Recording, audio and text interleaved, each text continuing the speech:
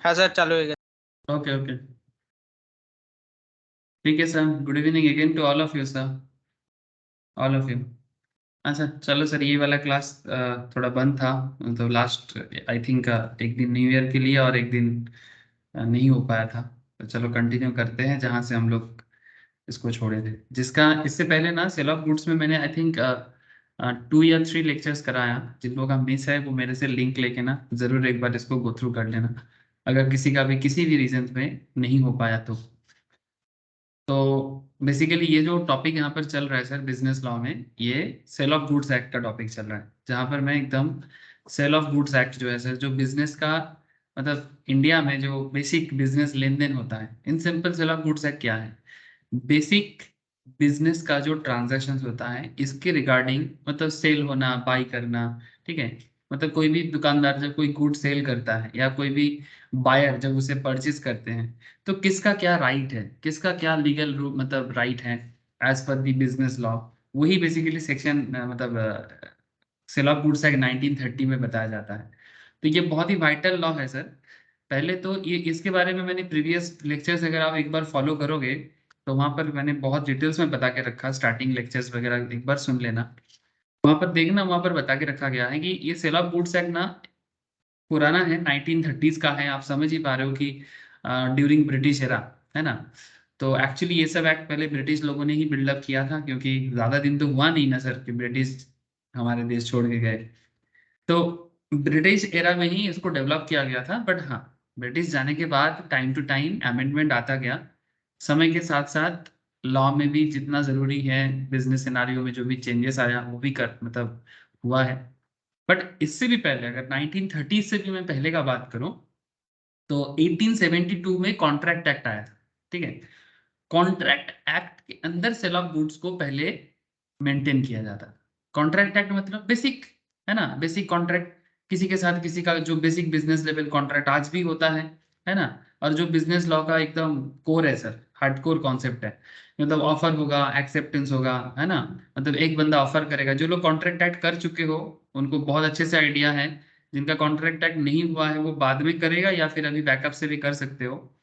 कि एक बंदा ऑफर करता है, दूसरा उसे एक्सेप्ट करता है, तो offer plus acceptance equals to क्या होता है? Offer plus acceptance equals to agreement. Agreement, है ना सर। एग्रीमेंट को हम लोग जब एनफोर्सेबल बाय लॉ करते हैं तो उसे हम लोग कॉन्ट्रैक्ट। कॉन्ट्रैक्ट बोलते हैं, है ना। It's very simple concept. यही चीज, इसी कॉन्ट्रैक्ट, ये जो बेसिक कॉन्ट्रैक्ट का कॉन्सेप्ट आपको मैं बताया, ऐसे कॉन्ट्रैक्ट में बहुत सारा क्लासेस होता है सर। कॉन्ट्रैक्ट अपने आप में ही एक बहुत बड़ा चीज है। लेकिन अब बात है सर कि कॉन्ट्रैक्ट के अंदर ही पहले सेल ऑफ गुड्स होता था। अब सेल ऑफ गुड्स क्या होता है? उसमें एक बायर होता है, एक सेलर होता है। ध्यान से सुनना बात को। एक बायर होगा, एक सेलर होगा। मतलब अगर कोई कुछ खरीदने आता है तो कोई कुछ बेचने के लिए बैठता है ना। तो बायर और सेलर के बीच में, बायर मानो कि सेलर कुछ ऑफर किया, बायर ने उसे एक्सेप्ट किया, ठीक है, या फिर वाइस वर्सा। तो बायर ऑफर किया, सेलर एक्सेप्ट किया, या सेलर ने ऑफर किया, बायर ने एक्सेप्ट किया। ऐसे हम लोग देखते हैं ना, बार्गेन तो चलता रहता है। तो बायर सेलर में जो एग्रीमेंट होता है और उस एग्रीमेंट को जब एनफोर्सेबल बाय लॉ कर दिया जाता है तो वो सेल ऑफ गुड्स एक्ट के अंदर आ जाएगा। अब आपके मन में चल रहा होगा सर, पहले नॉर्मल, तो फिर नॉर्मल कॉन्ट्रैक्ट एक्ट और सेल ऑफ गुड्स एक्ट अलग क्यों है? सर अलग कैरेक्टर वाइज नहीं है। मतलब सेल ऑफ गुड्स एक्ट में जो कॉन्सेप्ट में बात होता है, कॉन्ट्रैक्ट एक्ट में ना सेम कॉन्सेप्ट में बात होता है, लेकिन इसको अलग किया गया है। क्यों? क्योंकि कॉन्ट्रैक्ट एक्ट तो एक ओवरऑल मैटर में बात करता है, स्पेसिफिक वे में बात नहीं कर पाता। क्योंकि जैसे जैसे समय बढ़ रहा था, मतलब 1872 सोच रहे हो सर, ठीक है। मतलब आजादी से भी, मतलब इंडियन इंडिपेंडेंस से भी कम से कम 70 साल पहले का बात है। उस टाइम पे बिजनेस लेवल इतना भी कॉम्प्लेक्स नहीं था, ठीक है। अब कॉम्प्लेक्सिटीज कम था, दैट इज द रीजन एक पर्टिकुलर लॉ बना के बिजनेस भी हैंडल हो जा रहा था, बेसिक लॉ भी हैंडल हो जा रहा था कॉन्ट्रैक्ट लेवल में। लेकिन जब धीरे धीरे टाइम बीतता गया, क्या देखा जा रहा था समाज में कि बिजनेस लेवल कॉम्प्लेक्स हो जा रहा है। तो फिर ब्रिटिश ने सोचा, या जो भी पॉलिसी मेकर्स थे ऑन दैट टाइम इंडिया में, उन्होंने सोचा कि एक काम किया जाता है कि सेल ऑफ गुड्स के ऊपर एक स्पेशल लॉ बनाया जाए। क्योंकि लेन देन, और ऐसे ब्रिटिश के लिए तो गुड्स लेन देन ही तो उनका मेन कॉन्सेप्ट था। और ब्रिटिश ने करके गया अपने फायदे के लिए, बाद में वो हमारे फायदे में आ गया, है ना। अब ऐसा नहीं सोचना है कि मतलब ब्रिटिश बना के गया, नहीं तो हम लोग क्या करते, ऐसा बात नहीं है सर, हम लोग का भी अपना सिस्टम था हमेशा से। वो बीच में बहुत कुछ हो गया, वो अलग चीज। तो नाउ कॉन्सेप्ट इज दैट अब जो ब्रिटिश लोग हम लोगों को बता के गया है उसको तो पढ़ना ही है, लेकिन साथ साथ में हम लोग भी समय के साथ साथ काफी अमेंडमेंट कर चुके हैं लॉ में। तो उस लॉ के बारे में आपके साथ जो चर्चा मैंने ऑलरेडी 2-3 क्लास में बता दिया सर, आज भी आके चर्चा करेंगे सर। ठीक है। तो जैसे कि आप सबको दिखाई दे रहा होगा सर, स्क्रीन स्क्रीन सबको दिख रहा है ना? Hello? Yes sir. Yes okay sir. Sir, ठीक है सर। तो सेल ऑफ गुड्स एक्ट के अंदर हम लोग ऑलरेडी सर ये एग्रीमेंट, तो सेल ऑफ गुड्स में एग्रीमेंट क्या होता है बेसिकली, यहाँ पर एग्रीमेंट किसके बीच में होता है? एग्रीमेंट यहाँ पर बायर और सेलर के बीच में होता है। अच्छा, दूसरा पॉइंट सर कि यहाँ पर भी ट्रांसफर ऑफ प्रॉपर्टी का एक मैटर है। ठीक है, ट्रांसफर ऑफ प्रॉपर्टी मतलब, प्रॉपर्टी मतलब नॉर्मल प्रॉपर्टी नहीं रे बाबा, मतलब ये जो प्रॉपर्टी है ना, ये बेसिकली गुड्स वाला प्रॉपर्टी है। एक अलग होता है, जैसे कि लैंड बिल्डिंग जिसे हम लोग नॉर्मल वे में प्रॉपर्टी समझते हैं, वो भी प्रॉपर्टी है। बट वो जो लैंड बिल्डिंग वाला प्रॉपर्टी है ना, ठीक है, लैंड बिल्डिंग वाला जो प्रॉपर्टी है ना, लैंड बिल्डिंग वाला प्रॉपर्टी नॉर्मली उसके लिए अलग लॉ है सर। ठीक है, वो पर्टिकुलर लैंड बिल्डिंग बेचने वाला कॉन्सेप्ट जो है ना, वो सेल ऑफ गुड्स एक्ट में काउंट नहीं किया जाता। ठीक है, उसके लिए अलग से प्रॉपर्टी लॉ, जो अभी फिलहाल तो हम लोग नहीं पढ़ेंगे। बट जिन लोगों का नॉर्मली एग्जीक्यूटिव लेवल में प्रॉपर्टी लॉ के बारे में थोड़ा पढ़ाने का जगह मिलता है सीएस में, ठीक है, तो जब मौका मिलेगा तब बताएंगे सर आप लोगों को कि किस तरह से क्या हो रहा है सर। ये कुछ तो नेटवर्क इशू है क्या? सब आ रहा है जा रहा है, कुछ दिक्कत हो रहा है?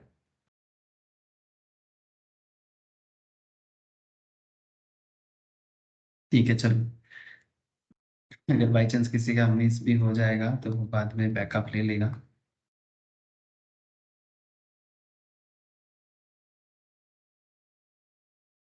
जैसे कि आप सबको दिखाई दे रहा होगा स्क्रीन में कि ये जो नॉर्मल प्रॉपर्टी का बात नहीं करूंगा, हम लोग यहाँ पर जो बात करेंगे बेसिकली गुड सेल के बारे में बात करेंगे। और ऑलरेडी मैंने गुड्स क्या होता है, ठीक है, सेल क्या होता है, एग्रीमेंट टू सेल क्या होता है ना। सेल मतलब इमीडिएट ट्रांसफर सर, जब मतलब मानो आप दुकान में जाते हो, दुकानदार आपको इमीडिएटली आप पेमेंट कर देते हो आप, और वो भी आपको इमीडिएटली गुड सेल कर देता है, उसे हम लोग इमीडिएट ट्रांसफर या सेल कहते हैं, है ना। और एग्रीमेंट टू सेल क्या होता है? एग्रीमेंट टू सेल सर ये टू बी ट्रांसफर्ड होता है। क्या होता है सर? ये टू बी ट्रांसफर्ड मतलब अभी ट्रांसफर हुआ नहीं है, होगा। जैसे ये नॉर्मली फ्यूचर गुड्स पे होता है। फ्यूचर गुड्स समझते हैं सर आप लोग? फ्यूचर गुड्स क्या होता है बोला तो? Future goods in the sense, any idea?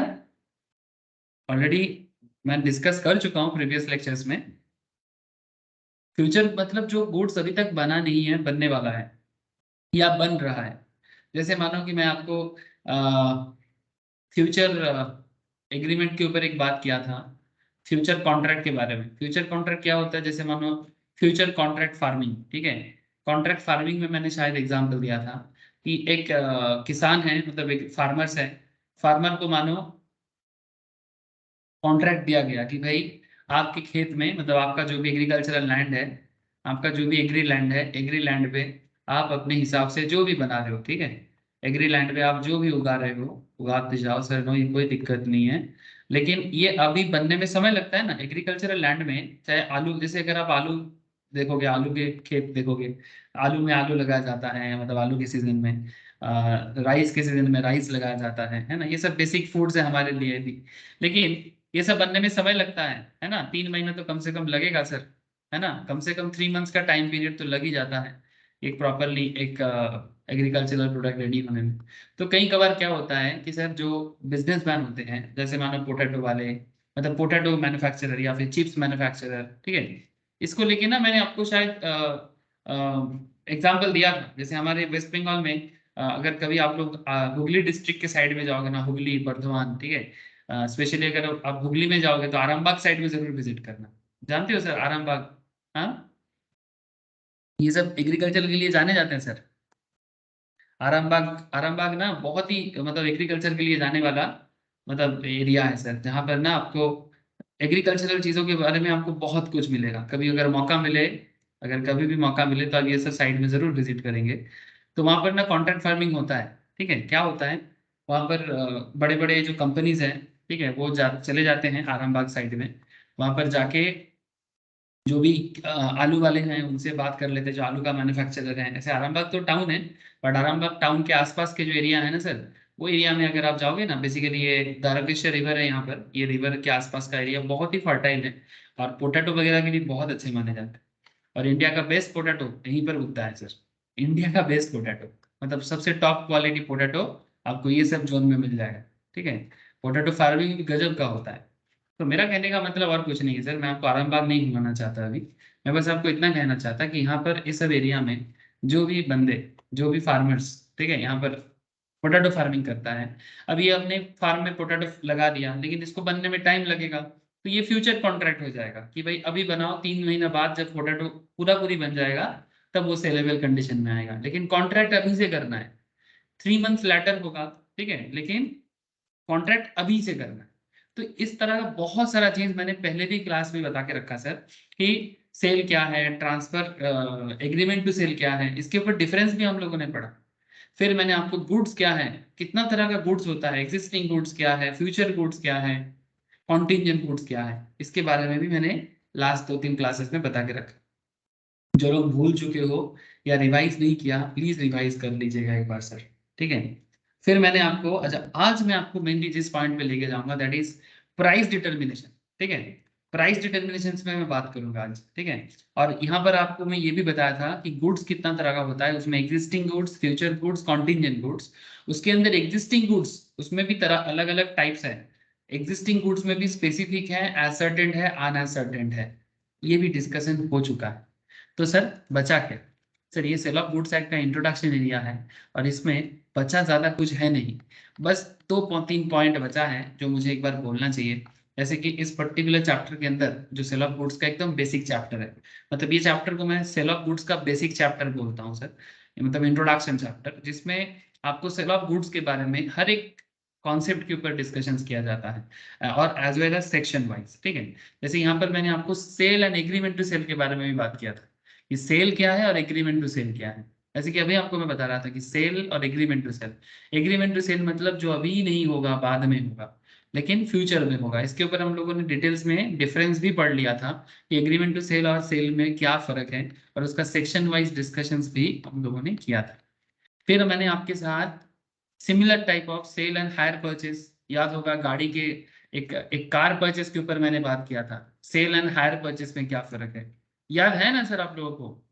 Hello, जो लोग क्लास किया होगा उनको जरूर याद होगा सर, इतना बता दो सर, याद है कि नहीं है? ना ही है तो जरूर एक बार रिवाइज करें। ए মনে আছে সবাইকে? Sale hire purchase, sale and bailment, hello, अरे बोलो ना, याद है या नहीं?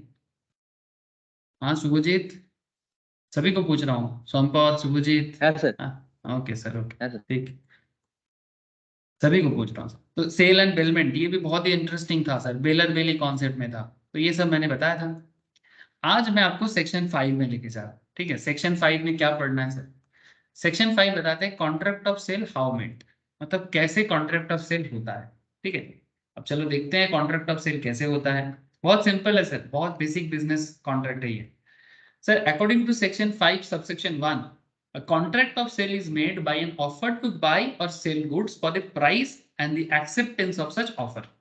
मैं आपको स्टार्टिंग में ही बोल रहा था ना कि एक बंदा ऑफर करेगा तो दूसरा बंदा एक्सेप्ट करेगा, है ना? बहुत सिंपल है, एक इंसान ऑफर करता है तो दूसरा एक्सेप्ट करेगा। तो पॉइंट इज दैट, जैसे यहाँ पर क्या बोले कि sale is made by an offer to buy और सेल गुड्स और एक for a price and the acceptance of such offer. मतलब अगर मानो कि आप दुकान में जाते हो, कोई भी दुकान में, ठीक है, दुकान में जाके आप उस दुकानदार को बोलते हो कि दादा ये चीज है क्या, तो बेसिकली यहाँ पर एज एन बायर आप ऑफर कर दिए। अगर दुकानदार के पास वो प्रोडक्ट है और आपको प्राइस ठीक लगता है तो आप उसको लेके आ जाते हो, तो बेसिकली ये एक सेल ऑफ गुड्स एक्ट है, सिंपल। द कॉन्ट्रैक्ट में provide for the immediate delivery of the goods और immediate payment of the price और बोथ। मतलब ऐसा होता है ना कि संगे संग पेमेंट करो, संगे संग प्रोडक्ट लेके जाओ। लेकिन ऐसा भी होता है कि पेमेंट अभी कर देता है, लेकिन उसका जो डिलीवरी है वो पार्ट बाय पार्ट होगा। ऐसा भी तो हो सकता है कि पार्ट बाय पार्ट गुड्स आपको डिलीवर किया जाएगा, लेकिन पेमेंट आप पहले ही कर देते हो। ऐसा भी होता है कि एडवांस पेमेंट हो जाता है, एडवांस नहीं बोलेंगे इसको, गुड्स आपको मिल जा रहा है लेकिन संगे संग पूरा का पूरा गुड्स नहीं मिलेगा, पार्ट पेमेंट में मिलेगा, पार्ट बाय पार्ट। ऐसा भी हो सकता है कि आप पेमेंट भी पार्टली कर रहे हो, ऐसा भी हो सकता है आप पेमेंट पार्टली कर रहे हो और गुड्स भी आपको पार्टली मिल रहा है, कुछ भी हो सकता है। ऐसा भी हो सकता है कि आपको डिलीवरी आपको कर दिया जा रहा है लेकिन पेमेंट आप बाद में करोगे। कितना सारा चीज बिजनेस लेवल में होता है सर, है ना। द कॉन्ट्रैक्ट में provide for the immediate delivery of goods और immediate payment of the price और बोथ, और फॉर द डिलीवरी और पेमेंट बाय इंस्टॉलमेंट, मतलब डिलीवरी भी इंस्टॉलमेंट में हो रहा है और पेमेंट भी इंस्टॉलमेंट में हो रहा है, और दैट द डिलीवरी और पेमेंट और बोथ शैल बी पोस्टपोन्ड। ऐसा भी हो सकता है कि अभी कॉन्ट्रैक्ट हो चुका है, कॉन्ट्रैक्ट हो चुका है पर डिलीवरी भी बाद में होगा और पेमेंट भी बाद में होगा, दोनों ही पोस्टपोन, मतलब बाद में। कॉन्ट्रैक्ट हो चुका है कि भाई जैसे जैसे फ्यूचर एग्रीमेंट, जैसे अभी मैं आपको आरामबाग में लेके गया था, आरामबाग में अगर आपको मैं पोटैटो फार्मिंग दिखाऊं, ठीक है, पोटैटो फार्मिंग, चलो देखते हैं पोटैटो फार्मर वेस्ट बंगाल, कहाँ लेके जाएगा, कहाँ लेके जाएगा, पता नहीं सर कहाँ लेके जा रहा है, ये कहाँ लेके आ गए, नहीं दिखा रहा है सर। ये गौदापियासल एरिया में, यहाँ पर भी पोटैटो फार्मिंग होता है, मिदनापुर साइड में भी, ठीक है। ये सब देखो, ये सब जमीन में अगर कभी फोटो मुझे नहीं मिल रहा है अभी, अगर आप पोटैटो फार्मिंग देखोगे ना, मतलब बहुत भयंकर पोटैटो फार्मिंग होता है। तो जस्ट मैं एग्जांपल ले रहा था इसीलिए दिखा रहा था आपको, ये से फॉर एग्जांपल ये पोटैटो हार्वेस्टिंग हो रहा है, तो पोटैटो हार्वेस्टिंग होने में समय लगता है सर, समय लगता है। अब फार्मर्स आपको पोटैटो उगाएगा फिर देगा, ठीक है, फिर जाके पोटैटो आपके घर में आएगा, तो ये एक टाइम टेकिंग मैटर है। लेकिन कॉन्ट्रैक्ट पहले से हो सकता है ना, कॉन्ट्रैक्ट पहले से हो सकता है, तो इसका डिलीवरी भी बाद में होगा और पेमेंट भी बाद में होगा, लेकिन कॉन्ट्रैक्ट अभी से करके रख सकते हैं कि नहीं। Hello, please tell me, contract अभी से करके रखते हैं, हाँ ऐसे तो बिना कुछ दिए कॉन्ट्रैक्ट तो होता नहीं है, थोड़ा हाँ सर बहुत कर सकते हैं। कर सकते हैं, है ना। तो बहुत सिंपल सिंपल कॉन्सेप्ट है सर। तो बस वही बात कर रहे हैं सर कि कितना अलग अलग तरीके से पेमेंट और डिलीवरी हो सकता है, और उसके ऊपर बेस करके contract sale of goods act section 5 subsection 1 में बात कर रहे हैं। Further as per the subsection 2 of section 5, मतलब सेक्शन 5 सबसेक्शन 2 कहते हैं, subject to the provisions of any law for the time being in force, the contract of sale may be made in writing और by word of mouth. क्या कहता है, कहता है sir contract of cell written भी हो सकता है और वर्ड ऑफ माउथ भी हो सकता है। Sir word of mouth proof कैसे करेंगे सर, हर चीज का प्रूफ ना मत मांगो, लेकिन वर्ड ऑफ माउथ को लॉ कभी भी इग्नोर नहीं कर सकता।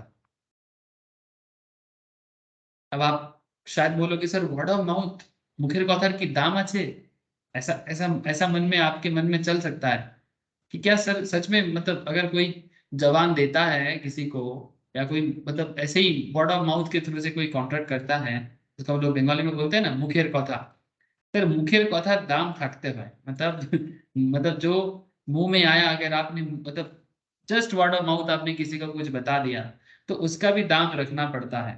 आप लोग बाहुबली पिक्चर देखे हो सर, और बाहुबली में जो माँ हुआ था उसका नाम क्या था पिक्चर के अंदर, मतलब महेंद्र बाहुबली का मदर मदर का नाम क्या हुआ था, क्या नाम था एक, थोड़ा सा, देवसेना। हाँ देवसेना बहू, शिवकामी देवी। शिवगामी देवी, हाँ शिवगामी देवी। तो शिवगामी देवी आप देखना वो Baahubali, I think Baahubali the beginning में, ठीक है, बस लास्ट में एक एक एक एक स्लोगन मारता है, एक बेसिकली एक ऐसे करके एक आवाज उठाता है, तो बोलता है कि लास्ट में कि बाहुबली साम्राज्य में, ठीक है ऐसे बोलते हैं कि बाहुबली साम्राज्य में मेरा बच्चन ही मेरा शासन है। अब सुनना कभी अगर मूवी देखोगे तो, मैं तो हिंदी में देखा था, ठीक है, तो वहां पर वही बोला था कि सर बाहुबली साम्राज्य में मेरा बच्चन ही मेरा शासन है, मतलब जो बोल दिया वो होके रहेगा, ठीक है। तो ये बात ना, ये जो वर्ड ऑफ माउथ वाला कॉन्सेप्ट है ये लॉ में ना ऐसे ही नहीं आया। अब बहुत केस में हम लोग बात कर सकते हैं कि सर वर्ड ऑफ माउथ का क्या वैल्यू, पर ये वैल्यू है सर, ठीक है। ये हर चीज अगर रिटर्न होता, हर चीज अगर रिटर्न करके ही करना पड़ता, तब तो क्या बताएं सर। अब क्या है ना, सोसाइटी कॉम्प्लेक्स हुआ है, तो हम लोग ना हर बात का रिटर्न रिटर्न मांगते हैं, लेकिन एक जमाना था जब हर बात में रिटर्न जरूरी नहीं होता था, तब वर्ड ऑफ माउथ से सोसाइटी चलता था। तो सोसाइटी का जो वो बेसिक स्ट्रक्चर है ना, वो बेसिक स्ट्रक्चर रहना चाहिए, वो बेसिक स्ट्रक्चर रहना चाहिए। ठीक है, नहीं तो ना विश्वास भरोसा नाम का चीज ना उठ जाएगा। ठीक है, ये मोरल कॉन्सेप्ट है। अब कोई बोलेगा sir word of mouth prove कैसे करेंगे कि वो मेरे साथ क्या कॉन्ट्रैक्ट रिकॉर्ड किया था? प्रूफ? हाँ, रिकॉर्ड करके रखोगे, कर सकते हो। ठीक है, कर सकते हो, बिल्कुल कर सकते हो, बट वर्ड ऑफ माउथ आज के डेट में रिकॉर्डिंग फैसिलिटीज है, करके रखना। ठीक है, बट वर्ड ऑफ माउथ को भी कॉन्ट्रैक्ट में वैलिड माना गया है। ठीक है, और partly in writing and partly bye word of mouth, ये भी चलेगा। कोई किसी को कुछ सेल करने का वादा कर रहा है, पार्टली रिटर्न बोल रहा है, पार्टली वर्ड ऑफ माउथ बोल रहा है, मतलब कुछ लिख के दे दिया और बाकी बोल रहे हैं ठीक है, चलो ठीक है, हम लोग इतने में कर लेंगे। ठीक है सर, कोई गवाह अगर मतलब क्या कोई साइड में ऐसा होना चाहिए कि जो हमारा कॉन्ट्रैक्ट के साथ टाइम पे बेसिकली एज ए गवाही देगा, मतलब अगर कभी डिस्प्यूट होगा तो।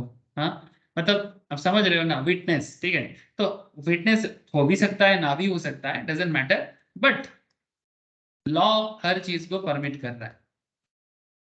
रिटर्न डॉक्यूमेंट्स में भी डील करो तो भी परमिट कर रहे हैं, वर्ड ऑफ माउथ में डील करो तो भी परमिट कर रहा है, और दोनों मिक्स अप करके करो तो भी परमिट कर रहा है। लॉ किसी चीज में ना नहीं कर रहा है। R agrees to deliver his old motorcycle valued ₹25,000 to S.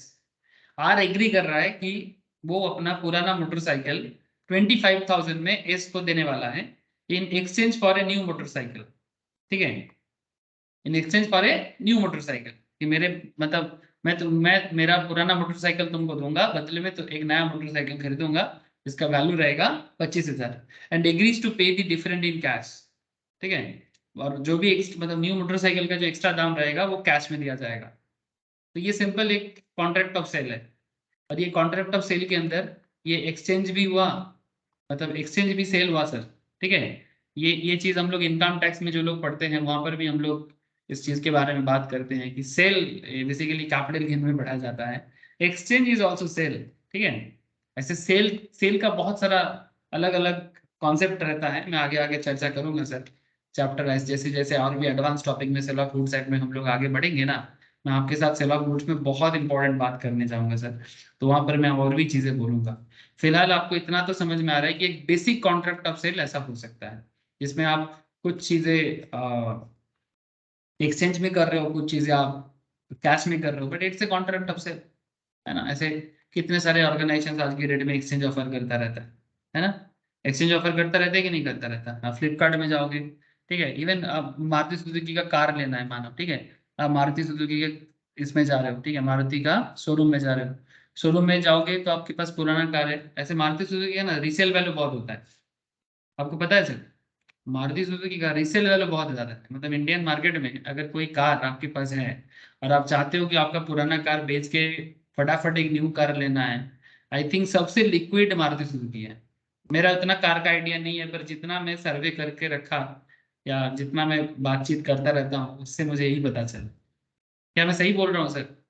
मतलब अगर आपके पास मानो टाटा का कार है या फिर कोई और कंपनी का कार है, आप इतना इजीली मार्केट में उसको सेल नहीं कर पाओगे। ठीक है, मतलब कॉम्पेरेटिवली, हाँ, अगर कोई बोलेगा कि मैं एक कार का नाम मुझे याद है सर, चार चक्का में टोयोटा, ठीक है, टोयोटा का सबसे अच्छा वैल्यूएशन मिलता है, मतलब माना जाता है कि टोयोटा का इंजन जो है वो सबसे टॉप क्वालिटी है, तो जिसमें टोयोटा का एक ब्रांड है टोयोटा इनोवा बोल के, वो बहुत ही हाई क्वालिटी इंजन देता है, इवन 10 साल यूज करने के बाद भी गाड़ी का वैल्यूएशन मिलता है।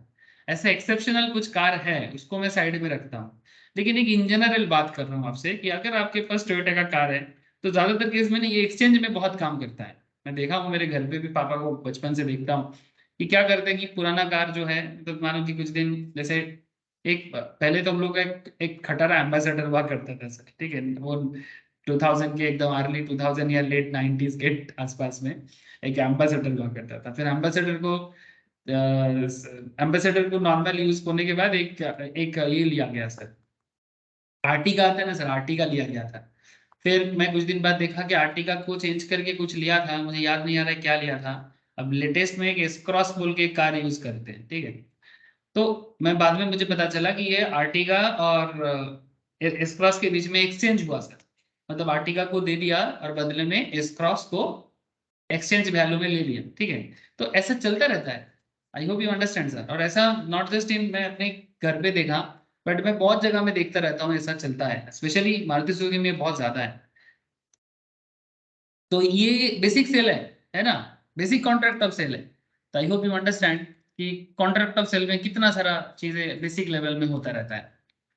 Contract of sale may be made in any of the following mode. Contract of sale is made by an offer to buy or sell goods for a price and acceptance of such offer.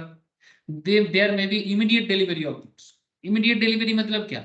अरे भाई अभी पैसा दो और लेके जाओ ना। अगर इस कार का दाम 7 लाख है, 7 लाख दो और कार लेके जाओ, इमीडिएट सेल। प्रॉब्लम क्या है? No problem. सर ये सब पढ़ने वाला चीज है क्या? अरे कहाँ पढ़ने वाला चीज है, बस सुनने वाला चीज है। सुन लो और दिमाग में रख लो कि क्या क्या इंपॉर्टेंट पॉइंट है कॉन्ट्रैक्ट ऑफ सेल के लिए। There may be immediate payment of price but it may be agreed that the delivery is made at some future date. कई कबार ऐसे होते हैं कि आपको कोई स्पेसिफिक कार चाहिए होता है, ठीक है, और आप शोरूम में जाके पूछते हो कि मुझे ये वाला मॉडल चाहिए, ठीक है, और शोरूम वाले बोलते हैं कि अभी तो ये स्टॉक में आया नहीं है, जब आएगा तब आपको बोल दिया जाएगा। लेकिन सर बुकिंग बहुत डिमांड चल रहा है, अगर आप बुकिंग करके जाएंगे तो ही जाके शायद आपको मिल सकता है। कुछ कुछ ऐसे ऐसे वर्जन आता है ना सर गाड़ी का या मोबाइल का, कि जिसका इतना अर्ली डिमांड होता है कि आप जब अवेलेबल नहीं है तब भी आप कंपनी के साथ कॉन्ट्रैक्ट कर लेते हो कि भाई आएगा तो मुझे तो चाहिए। ऐसा होता है कि नहीं होता? हेलो। जैसे रिसेंट ट्रेंड में अगर मैं बाइक में बात करूं तो रॉयल एनफील्ड सेगमेंट में बहुत गजब का सेल देखा गया है सर, है ना। कुछ कुछ पर्टिकुलर रॉयल एनफील्ड का मतलब पर्टिकुलर ये इतना ज्यादा सेल हुआ है कि शोरूम वाले टाइम पे दे ही नहीं पाया। क्या मैं सही बोल रहा हूँ रे? मेरा रिसर्च सही लग रहा है आप लोगों को? Yes sir. Thank you sir. ठीक है, तो आप समझ सकते हो सर, जैसे रॉयल एनफील्ड के रिसेंट ट्रेंड में सबसे भयंकर टाइप का देखा गया सर। और उसका सर मैं तो बाइक में इतना ज़्यादा इन्वेस्ट नहीं करता, लेकिन मैं शेयर में इन्वेस्ट करता हूँ। रॉयल एनफील्ड खरीदने की जगह अगर किसी ने रॉयल एनफील्ड के शेयर में इन्वेस्ट करके रखा है तो आप समझ सकते हो, ठीक है, कि क्या करके रखा है। आईचार मोटर ये रॉयल रॉयल एनफील्ड का मतलब कंपनी का नाम है सर, ठीक है। अब आईचार मोटर अगर किसी ने 5 साल पहले आईचार मोटर में इन्वेस्ट किया है, उस टाइम पे आईचार मोटर का शेयर का दाम चल रहा था, मतलब अगर मैं जस्ट आपको बता रहा हूँ कि अगर 2014-15 ये टाइम बहुत गजब का था, 15 16 17 1500 समथिंग चल रहा था, अब डबल चल रहा है। अब ये ग्रोथ के पीछे का, अच्छा बीच में गिरा था कोरोना के टाइम पे, फिर से आ गया ऊपर। शेयर मार्केट में बात नहीं कर रहा सर, मैं आपको बस इतना बताना चाहता हूँ कि कंपनी का गाड़ी का सेल देख के भी आपको समझ में आ जाएगा कि किसका मार्केट बूम हो सकता है।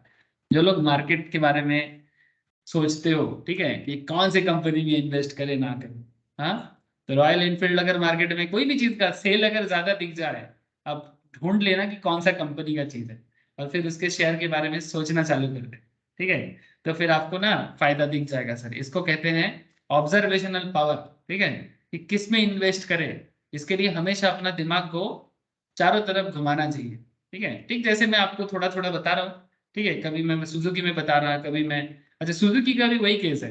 अगर मैं आपको सुजुकी का शेयर प्राइस दिखाऊं ना आपको समझ में आएगा। सुजुकी का शेयर प्राइस देखोगे ना तो आपको समझ में आएगा कितना भयंकर इसका शेयर प्राइस है। मारुति सुजुकी, सुजुकी तो जापान का है। ये देखो सर, एक शेयर का दाम है 8360 पर शेयर। अगर आप देखोगे 2015-16 से पहले, उससे पहले भी अगर किसी ने 2010-12 में भी लेके रखा होगा, 2100 के आसपास एक शेयर का दाम चल रहा था। मतलब अगर किसी ने 100 शेयर में भी उस टाइम पे इन्वेस्ट किया होता तो आप बस हिसाब लगा लो कि क्या वैल्यूएशन हो सकता है सर। मौका और भी बन रहा है, ठीक है, ऐसा नहीं कि जो बन गया वही है। ये सब एक कॉन्सेप्ट है कि अपना कॉमन सेंस को ग्रो करने का और ऑब्जर्वेशनल एबिलिटी, मार्केट एबिलिटी बढ़ाने का मैं आपको थोड़ा सा टिप्स टिप्स भी दे रहा हूँ, ठीक है। इसलिए अपना आंख कान ऑलवेज खुला रखो, बिजनेस लॉ पढ़ रहे हो तो बिजनेस रिलेटेड मैटर के साथ हमेशा अपने आप को अपडेट रखो। ठीक है चलो सर, अभी शेयर मार्केट के बारे में और नहीं बताना, बाकी बातें शेयर मार्केट रिलेटेड क्लास में ही बता पाऊंगा सर। अच्छा, तो there may be immediate payment of price but it may be agreed that delivery is to be made at some future date, है ना। जैसे कि आपको मैं बोला, जब किसी कंपनी के प्रोडक्ट पे बहुत टू मच डिमांड होता है, ठीक है, तब कंपनी आपको खुद बोलेगा सर अभी तो अवेलेबल नहीं करा सकता, है ना। जैसे आईफोन, है ना, थोड़ा सा आपको बुकिंग करके वेट करना पड़ेगा, पता नहीं फर्स्ट लॉट में मिलेगी ना मिले, या सेकेंड टाइम जब रिलीज होगा तब मिले। There may be immediate delivery of goods and the immediate payment of price. It may be agreed that the delivery or payment of both are made in installment. ऐसा भी होता है ना कि कंपनी आपको कोई पर्टिकुलर प्रोडक्ट जो part में आपको रिसीव होना, मतलब गुड्स ऐसा है कि पार्ट बाय पार्ट ले सकते हो, ठीक है, कि अभी 10 बस्ता दे दिया, फिर अनदर 10 बस्ता, फिर और अनदर 10 बस्ता। अगर गुड्स ऐसा है, ठीक है, तो आप डिलीवरी भी पार्ट में लो, पेमेंट भी पार्ट में करो। It may be agreed that the delivery और payment both are to be made some future date. ये भी हो सकता है कि डिलीवरी भी फ्यूचर डेट में होगा, पेमेंट भी फ्यूचर डेट में होगा। तो ये हो गया क्या, अलग अलग कॉन्सेप्ट, जिसके हिसाब से 6 टाइप्स ऑफ अलग अलग कॉन्सेप्ट हो गया, मतलब जिसके ऊपर कॉन्ट्रैक्ट ऑफ सेल बन सकता है। सर सर आप लोगों को समझ में आ रहा है? हेलो, प्लीज थोड़ा बताइएगा सर, कॉन्ट्रैक्ट ऑफ सेल किस तरह से बन सकता है, समझ में आ रहा है? हेलो, जरा हाँ ना कुछ तो बताइए। अच्छा, ओके सर, ओके। हम लोग प्रीवियस लेक्चर में existing goods future goods already पढ़ चुके थे। ऐसे कॉमन सेंस भी लगा के समझा जा सकता है। एग्जिस्टिंग गुड्स मतलब जो गुड्स रेडी टू सेल हालत में, उसे हम लोग एग्जिस्टिंग बोलेंगे।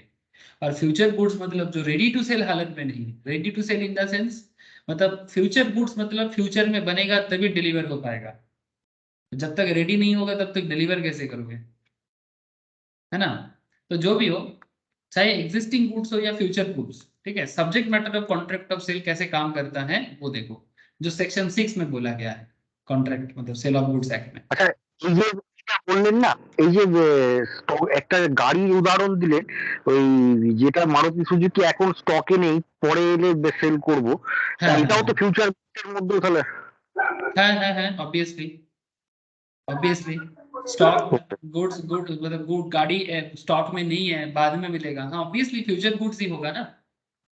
जो करेंटली एग्जिस्टिंग हालत में नहीं है फ्यूचर में मिलेगा, तो ऑब्वियसली आप लोग देखेंगे कभी कभी फ्लिपकार्ट वगैरह में भी आपको ऐसा देखने को मिलेगा कि कोई पर्टिकुलर गुड्स आप चाहते हैं बट फ्लिपकार्ट आपको शो करता है करेंटली अनअवेलेबल, दिखाता है। कभी आप लोग ऑब्जर्व किए हैं, হ্যাঁ। है ना, ऑनलाइन में, है ना, जिसका बहुत हाई डिमांड है, या फिर हो सकता है कि मतलब उतना डिमांड नहीं है, दो कारण में हो सकता है, या तो डिमांड उतना है नहीं इसलिए दिखाते हैं अनअवेलेबल, या फिर बहुत हाई डिमांड है, सेल हो जा रहा है जल्दी जल्दी स्टॉक, तब आपको दिखाते हैं कि अनअवेलेबल। दो रीजन हो सकता है अनअवेलेबल का, या तो टू मच डिमांड या तो वेरी लो डिमांड। ओके, तो section 6 subject matter of contract of sale में क्या बात करता है थोड़ा देख लेते हैं। The goods which form the subject matter of a contract of sale may be either existing goods that are acquired, owned or possessed by the seller or future goods। मतलब एग्जिस्टिंग गुड्स मतलब क्या, जो already seller के पास है, already seller own करके रखा है, या फिर सेलर उसको ऑलरेडी पॉजेस करके रखा है। पोजीशन मतलब अपने अधिकार में रखा हुआ, अपने अधिकार, अधिकार समझते हो ना, मतलब अभी सेलर का है, तो जो एग्जिस्टिंग है उसको ऐसे बोलेंगे। और या फिर फ्यूचर गुड्स जो अभी है नहीं पर हो जाएगा। फ्यूचर गुड्स का बहुत सारा एग्जाम्पल हो सकता है। मानो कि आप, थोड़ा सा अलग टाइप ऑफ एग्जांपल में मैं फ्यूचर गुड्स के, कॉन्ट्रैक्ट फार्मिंग में मैंने बहुत बार बोला। मानो कि डिजाइनर लहंगा, ये थोड़ा लड़की लोगों के लिए ये एग्जांपल बहुत ही अच्छा होता है, ऐसे कोई लड़की लोगों का एग्जांपल बोल के कुछ होता नहीं है ना, इसे मेल फीमेल टाइप मतलब ये सब डिफरेंशिएशन कुछ नहीं होता, जस्ट मैं आपको दिखा रहा हूँ डिजाइनर लहंगा, ठीक है। ऐसे डिजाइनर लहंगा में बहुत फेमस फेमस ब्रांड है सर, ठीक है, सब्यसाची, ठीक है। जो लोग खबर रखते नहीं हो कोई बात नहीं, पर खबर रख सकते हो सर, क्योंकि हर एक चीज के बारे में नॉलेज होना चाहिए, ठीक है। सब्यसाची है, फिर आपका सब्यसाची बेसिकली एक बहुत ही फेमस बंगाली फैशन डिजाइनर है जिसका बॉम्बे में बहुत चलता है। और एक जन है सर मनीष मल्होत्रा, हाँ। फिर एक लेडीज का नाम है, मुझे याद नहीं आ रहा है, अगर कोई है तो बोल सकते हो सर जिनको आइडिया है ये सब चीज़ों में, ठीक है। तो जस्ट मैं आपको एग्जांपल के लिए बता रहा हूँ कि मानो कि आप किसी पर्टिकुलर डिजाइन का लहंगा आपको चाहिए, ठीक है, चाहे वो मैरिज पर्पस में हो, ठीक है, चाहे वो मैरिज पर्पस में हो या फॉर एनी रीजन, ठीक है। इसका दाम कितना बता रहा है सर? देख पा रहे हो सर दाम? फिर इसका दाम बता रहा है कुछ करीब 5 लाख का, 4,87,500 एक लहंगा का दाम है। ठीक है, तो आप समझ ही सकते हो कि लहंगा का मार्केट किस तरह से चलता है। लेकिन मानो ये डिजाइन आपको पसंद है, ये कंपनी ने आपके सामने किसी मॉडल को देके एडवर्टाइजमेंट देके रखा, ठीक है, ऐसे लहंगा बेच के मार्केट बनाया। अगर किसी कंपनी का नाम मैं आपको बता सकता हूँ जो स्टॉक मार्केट में भी है, दैट इज मान्यवर। मान्यवर एंड मोहे, मैंने इसमें स्टॉक में लगाया था सर पैसा, मतलब इन्वेस्ट किया था मैंने, फिर बाद में बेच दिया। ये रहा मान्यवर शेयर प्राइस। अगर आप मान्यवर को देखोगे ना, मान्यवर एंड मोहे, ये देखो, ये जब आया था करीब 400 या 500 के आसपास के शेयर के दाम पे आया था। और यही लहंगा बेच के इसका मेन पैसा है। कोलकाता बेस्ड कंपनी है। इसके ऊपर मैंने एक केस स्टडीज भी कराया था किसी क्लास में, स्टॉक मार्केट क्लास में ही शायद किया था। वेदांत फैशन के नाम पे स्टॉक मार्केट में लिस्टेड है। ठीक है, तो ये मार्केट में जब आया था तो ऑलमोस्ट वही 500 700 800 के आसपास, अब 1300 समथिंग चल रहा है। दुर्गा पूजा के दिवाली के टाइम पे इसका शेयर सबसे ज्यादा चल रहा था दाम, क्योंकि फेस्टिव टाइम और सीजनल वेडिंग टाइम पे इसका सबसे अच्छा चलता है। तो मैं आपको इतना कहना चाहता कि ज्यादातर केस में जो डिजाइनर लहंगा होता है वो तुरंत आपको नहीं मिलता, तुरंत नहीं मिलेगा, इमीडिएट तो नहीं मिलेगा। ठीक है, आपको ऑर्डर देके बनवाना पड़ता है। ठीक है, क्योंकि साइज का मैटर होता है। इवन आप यहाँ पर इन लोगों को भी बोलोगे ना, ये भी आपको ना संगे संग नहीं देगा। ये देखो यहाँ पर अलग अलग साइज तो बता के रखा है, लेकिन ये भी ना सेमी स्टिच्ड होता है ज्यादातर केस में। सेमी स्टिच मतलब इसका पूरा का पूरा सेट नहीं रहता, आपको रेडी करके देगा। ठीक है, या फिर अगर आपका कोई स्पेशल आइडिया है तो वो आप इनको बोलोगे तो ये टेलरिंग करके देगा आपको, जो भी कंपनी बेचता है। तो फ्यूचर गुड्स का हजारों एग्जाम्पल मैं आपके सामने रख सकता हूँ, बट आई होप कि आपको समझ में आ रहा है। कुछ नहीं सर, बस बिजनेस लॉ को समझना मतलब बिजनेस को समझो। डिफरेंट काइंड ऑफ बिजनेस के बारे में नॉलेज गैदर करो। मैं तो बहुत सारा बिजनेस के बारे में आपके साथ बात कर सकता हूँ, लेकिन अगर मैं सारा का सारा बिजनेस के बारे में बात करना चालू कर दूँ तो फिर आपको ये लॉ का क्लास कम, और वो डॉक्टर विवेक बिंद्रा सर है ना, वो जैसे बात करते हैं बड़ा बिजनेस बड़ा आइडिया, फिर उस टाइप का लगेगा आपको। हाँ, बड़ा बिजनेस बड़ा आइडिया, हाँ विवेक बिंद्रा सर जैसा मैं नहीं बोल पाऊंगा ऑब्वियसली, बट आपको ऐसा फीलिंग आएगा कि ऐसा लग रहा है कि जैसे डॉक्टर विवेक बिंद्रा सर अलग अलग बिजनेस आइडिया देते हैं, वो चल रहा है। जानते हैं ना सर आपको डॉक्टर विवेक बिंद्रा सर, बड़ा फेमस यूट्यूबर है ना? देखता हूँ बहुत लोग सुनते रहते हैं, भाई को भी देखता हूँ। हाँ, ये बोला है विवेक बिंद्रा सर, वो बोला है विवेक बिंद्रा सर। कोई बात नहीं, चलो सर ठीक है, आगे बढ़ते हैं। There may be a contract for the sale of goods, the acquisition of which by the seller depends upon a contingency which may or may not happen.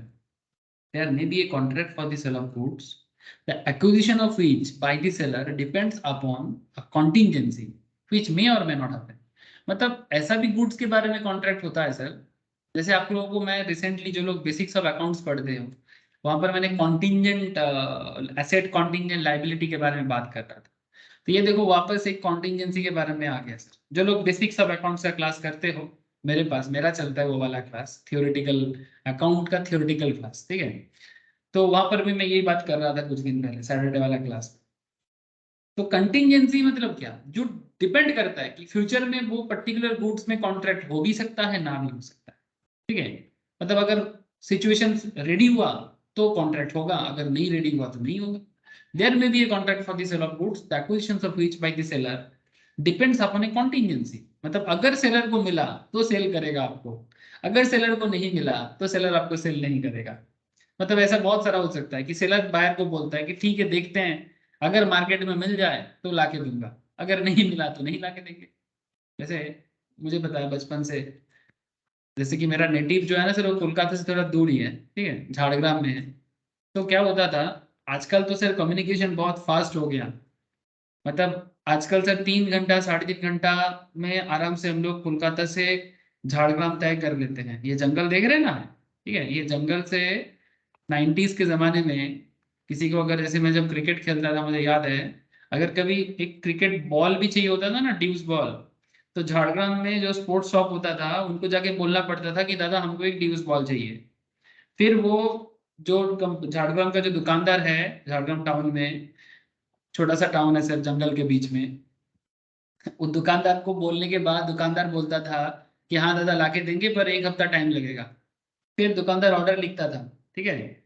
और ये भी बोल देता था कि जो कंपनी का आप बोल के दे रहे हो ना, वही कंपनी का आपको लाके दूंगा। जैसे मैंने, मानो कि हम लोग को वो जब जो कोच है वो बता के गया कि एसजी का बॉल ऑर्डर करना, ठीक है, या एसजी का ग्लव्स ऑर्डर करना, ठीक है। तो मैं थोड़ा डिस्ट्रिक्ट लेवल स्टेट लेवल पे थोड़ा चांस मिला था बचपन में, तब का बात कर रहा हूँ, आजकल तो तब इतिहास हो गया, बट फिर भी आपको बता रहा हूँ कि हम लोग जाके दुकानदार को बोलते थे कि एसजी का बॉल चाहिए। दुकानदार बोलता था पता नहीं एसजी मिलेगा कि नहीं, मिलेगा तो लाके देंगे। कहाँ से? कलकत्ता से, ठीक है। तो फिर एक हफ्ता बाद फिर हम लोग कम से कम बीच में 4 बार जाके पूछते थे, दादा बॉल आया क्या, बॉल आया क्या, बॉल आया क्या। तो इट्स लाइक दैट कि अगर सेलर को मिला, मे और मे नॉट हैपन, हो सकता है। ये मैं अपने एक्सपीरियंस से आपको बताया। ऐसे बहुत सारा चीज होता है सर, आप लोगों का भी अपना अपना एक्सपीरियंस जरूर होगा ऐसे सिचुएशंस का, ठीक है। मैं बस अपना जो भी एक्सपीरियंस है, स्वामी विवेकानंद का जन्मदिन क्या सर रिसेंटली, 12 जनवरी, हाँ सर, नेशनल यूथ डे भी था। स्वामी विवेकानंद का एक चीज आप लोग हमेशा याद रखना सर, दुनिया में सबसे बड़ा टीचर कौन है? एक्सपीरियंस, ठीक है। अगर आप समय के साथ साथ जो एक्सपीरियंस गैदर करते हो ना, और एक्सपीरियंस आपको जो सिखा के जाता है वो कोई नहीं सिखा सकता, कोई भी नहीं। तो जो भी हो, तो अपना एक्सपीरियंस को यूज करें और हर एक किताबी बात को समझने का कोशिश करें, ठीक है। क्योंकि किताब में जो लिखा होता है ना सर, कोई भी किताब उठा के देख लो, जिंदगी के साथ कनेक्शन जुड़ जाएगा। बस आप जोड़ो उसको अपने साथ। जैसे मैंने आपको भी ये वाला पॉइंट बताया, ए contract for sale of certain cloth, तो जैसे यहाँ पर एग्जाम्पल दिया। अच्छा, एग्जाम्पल तो देख लेते हैं, बट जस्ट मैंने यहाँ पर एग्जाम्पल रखा कि एग्जिस्टिंग गुड्स का भी subject matter of contract of sale हो सकता है, फ्यूचर गुड्स का भी हो सकता है, या फिर कॉन्टिजेंसी सिचुएशंस में भी हो सकता है, मे और मे नॉट हैपन भी हो सकता है। अगर सेलर को मिलता है तो सेलर आपको सेल करेगा, अगर नहीं मिलेगा तो सेल नहीं कर पाएगा।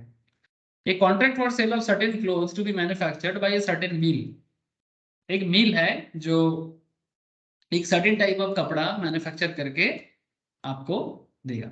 A contract for sale of certain clothes to be manufactured by a certain meat is a valid contract and such contracts are called contingent contract। अब देखो ये contingent क्यों है? क्योंकि यहाँ पर ये बताना चाह रहा है कि मतलब मील मैन्युफैक्चर करके तभी दे सकता है अगर उसको सारा का सारा मतलब जो भी जरूरी चीजें हैं वो मिल जाता है, तो इसीलिए बोल रहा है contract for sale of certain cloth to be manufactured by a certain mill is a valid contract। yes, ये contract valid है, but such contract are called contingent contract। अगर मिल बना के दिया, क्योंकि वो फ्यूचर में बनेगा, ठीक है, और ये कॉन्ट्रैक्ट भी वैलिड है, फ्यूचर में वो बना के दे पाएगा तो ही कॉन्ट्रैक्ट वैलिड है, अदरवाइज वो वॉइड हो जाएगा, ठीक है। तो ऐसा अलग अलग सिचुएशंस कॉन्ट्रैक्ट ऑफ सेल में देखने को मिलता है, whereby a contract for sale of the seller purports to affect a present sale of future goods, the contract operate as an agreement to sell of the goods। आपको और थोड़ा सा आगे लेके चलता हूँ सेक्शन 7 की तरफ, चलो देखें। सेक्शन 7 क्या बोलते हैं? Good perishing before making a contract, contract करने से पहले अगर गुड्स जो है वो खराब हो गया तो क्या होगा सर? अब थोड़ा एडवांस जा रहे हैं सर, अलग अलग दिमाग खराब करने वाला सिचुएशन। मतलब ये होता है ना, अगर कुछ हो गया तो क्या होगा, है ना, ये नॉर्मल होता ही है सर। एक सवाल मन में चलता है कि ऐसा हो सकता है कि कॉन्ट्रैक्ट हो गया, बट कॉन्ट्रैक्ट होने के बाद या फिर कॉन्ट्रैक्ट होने से पहले ही अगर गुड्स पेरिश हो गया, तो पेरिशिंग मतलब समझते हो ना, जो पचनशील होते हैं, जो खराब हो सकता है। Where there is a contract for the sale of specific goods, the contract is void if the goods without the knowledge of the seller, अगर सेलर के नॉलेज के बाहर, सेलर को पता नहीं कैसा हो रहा है, at the time when the contract was made perished or become so damaged as no longer to answer to their description contract। और इसके बारे में कॉन्ट्रैक्ट में डिस्क्रिप्शन भी नहीं था। A agrees to sell B 50 bags of wheat stored in the A's godown। A B को बोल रहा है, ए बी को बोल रहा है कि A agrees to sell B 50 bag wheat का बस्ता। अरे व्हीट से याद आया सर, पाकिस्तान में 1 kg व्हीट का दाम 200 रुपीज। मारपीट चल रहा है सर, मारपीट। मतलब अगर किसी को भी व्हीट का बस्ता लेके गांव में कोई देख रहा है ना, उसके ऊपर मतलब पूरा का पूरा लूट मार चल रहा है 1 kg आटा पैकेट के लिए। और हमारे यहाँ पर लोग 5 टका में भी भरपेट खा लेता है कहीं कहीं, ठीक है। यस सर, इंडिया में ऐसी जगह है, बहुत सारी जगह में 5 टका 10 टका में लोग भरपेट खा ले रहा है, जहाँ पाकिस्तान में 1 kg आटा का भाव चल रहा है 200 रुपीज। मतलब ये सच सीरियसली बहुत ही सोचने वाला बात है। आज पाकिस्तान मीडिया ने एक ट्वीट किया, वहां पर बताया, बहुत ही फेमस एक मीडिया है पाकिस्तान का, बोलता है कश्मीर कश्मीर करना बंद करो, ठीक है। कश्मीर कश्मीर चिल्लाना बंद करो, कम से कम जो है उसको तो संभालना सीख जाओ पहले। जो भी हो, क्विक से याद आ गया सर, इसलिए बोल दिया। मतलब बहुत ही मतलब जरूरी चीज है, ठीक है, कि देश का जो जनता है उनको कम से कम खाना तो प्रॉपरली मिल जाए। A agrees to sell B 50 bags of wheat stored in the A's godown. Due to waterlogging, all the goods stored in the godown were destroyed. At the time of agreement, neither parties were aware of the fact. But पानी जम के ऐसा हुआ है ये किसी को पता नहीं है, तो कॉन्ट्रैक्ट बनेगा कि कैंसिल हो जाएगा? हेलो,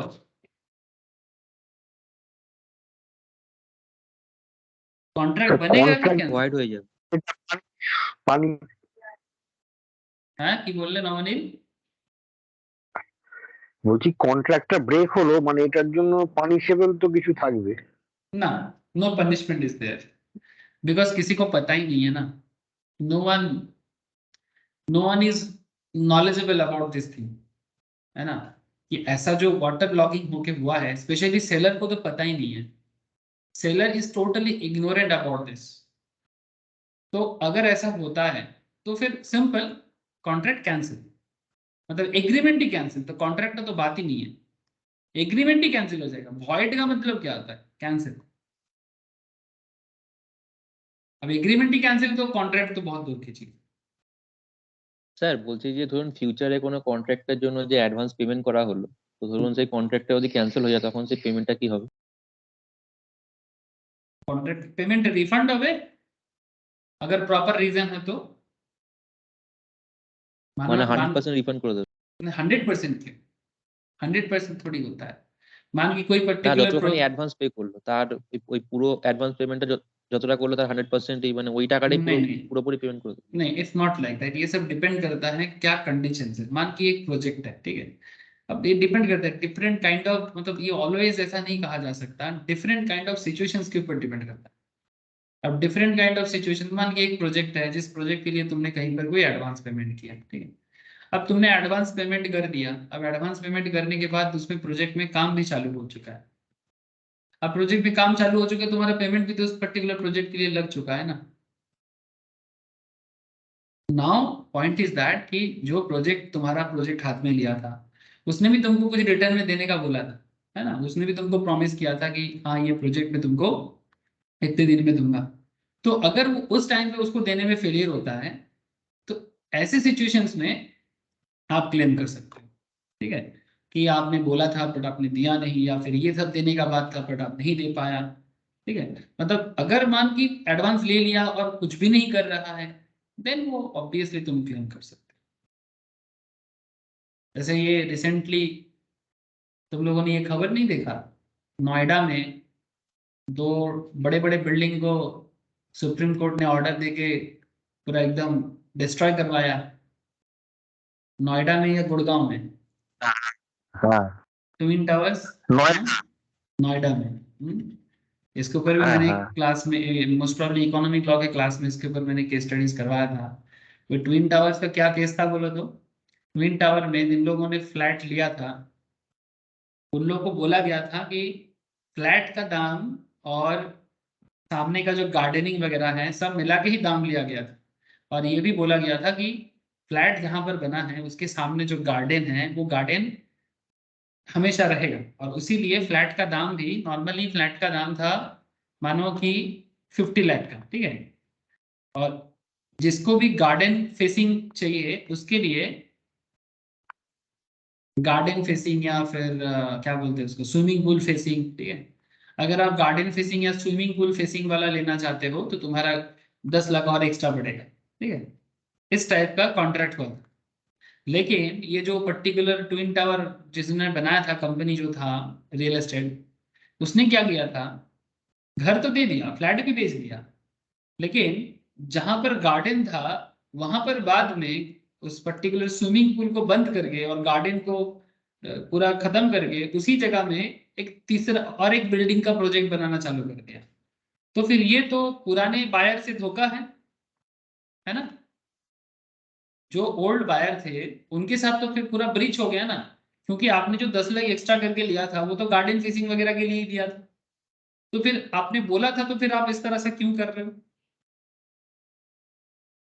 तब बाद में ये बहुत झमेला हुआ सर, कम से कम 15-20 साल का मैटर है, और एक आर्मी ऑफिसर थे, उन्होंने अपना जिंदगी का पूरा पूंजी लगा दिया था इसमें, क्योंकि ये और पूरा रेसिडेंट एसोसिएशन को एक करने में बहुत समय लगा।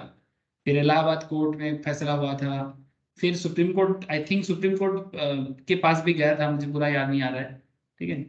तो बहुत मुश्किल हुआ। फिर जिसने मेनली इसका प्रोजेक्ट को हाथ में लिया था, मतलब इस पर्टिकुलर रियल एस्टेट कंपनी के अगेंस्ट में जिस पर्टिकुलर इंसान ने, वो मर गया था, मतलब उनका डेथ हो गया था डिसीजन आने से पहले। तो ये सब अलग अलग सिचुएशन है। बट जैसे कि तुमने पूछा मुझे कि सर अगर मानो कोई एडवांस तुम पे करते हो और अगर प्रोजेक्ट में काम नहीं होता है, तो फिर तुम क्लेम कर सकते हो कि जिस पर्पस में मेरे एडवांस लिया गया है वो पर्पस के ऊपर बेस करके काम नहीं हो रहा, लेकिन प्रूव करना पड़ेगा ऑब्वियसली। मानो तुमने बिल्डिंग बनाने के लिए एडवांस दिया, बिल्डिंग बना ही नहीं, तो फिर वो एडवांस तुमको बिल्कुल मिलेगा। मुझे गलो सो कुछ इतना बट्टा। Yes sir.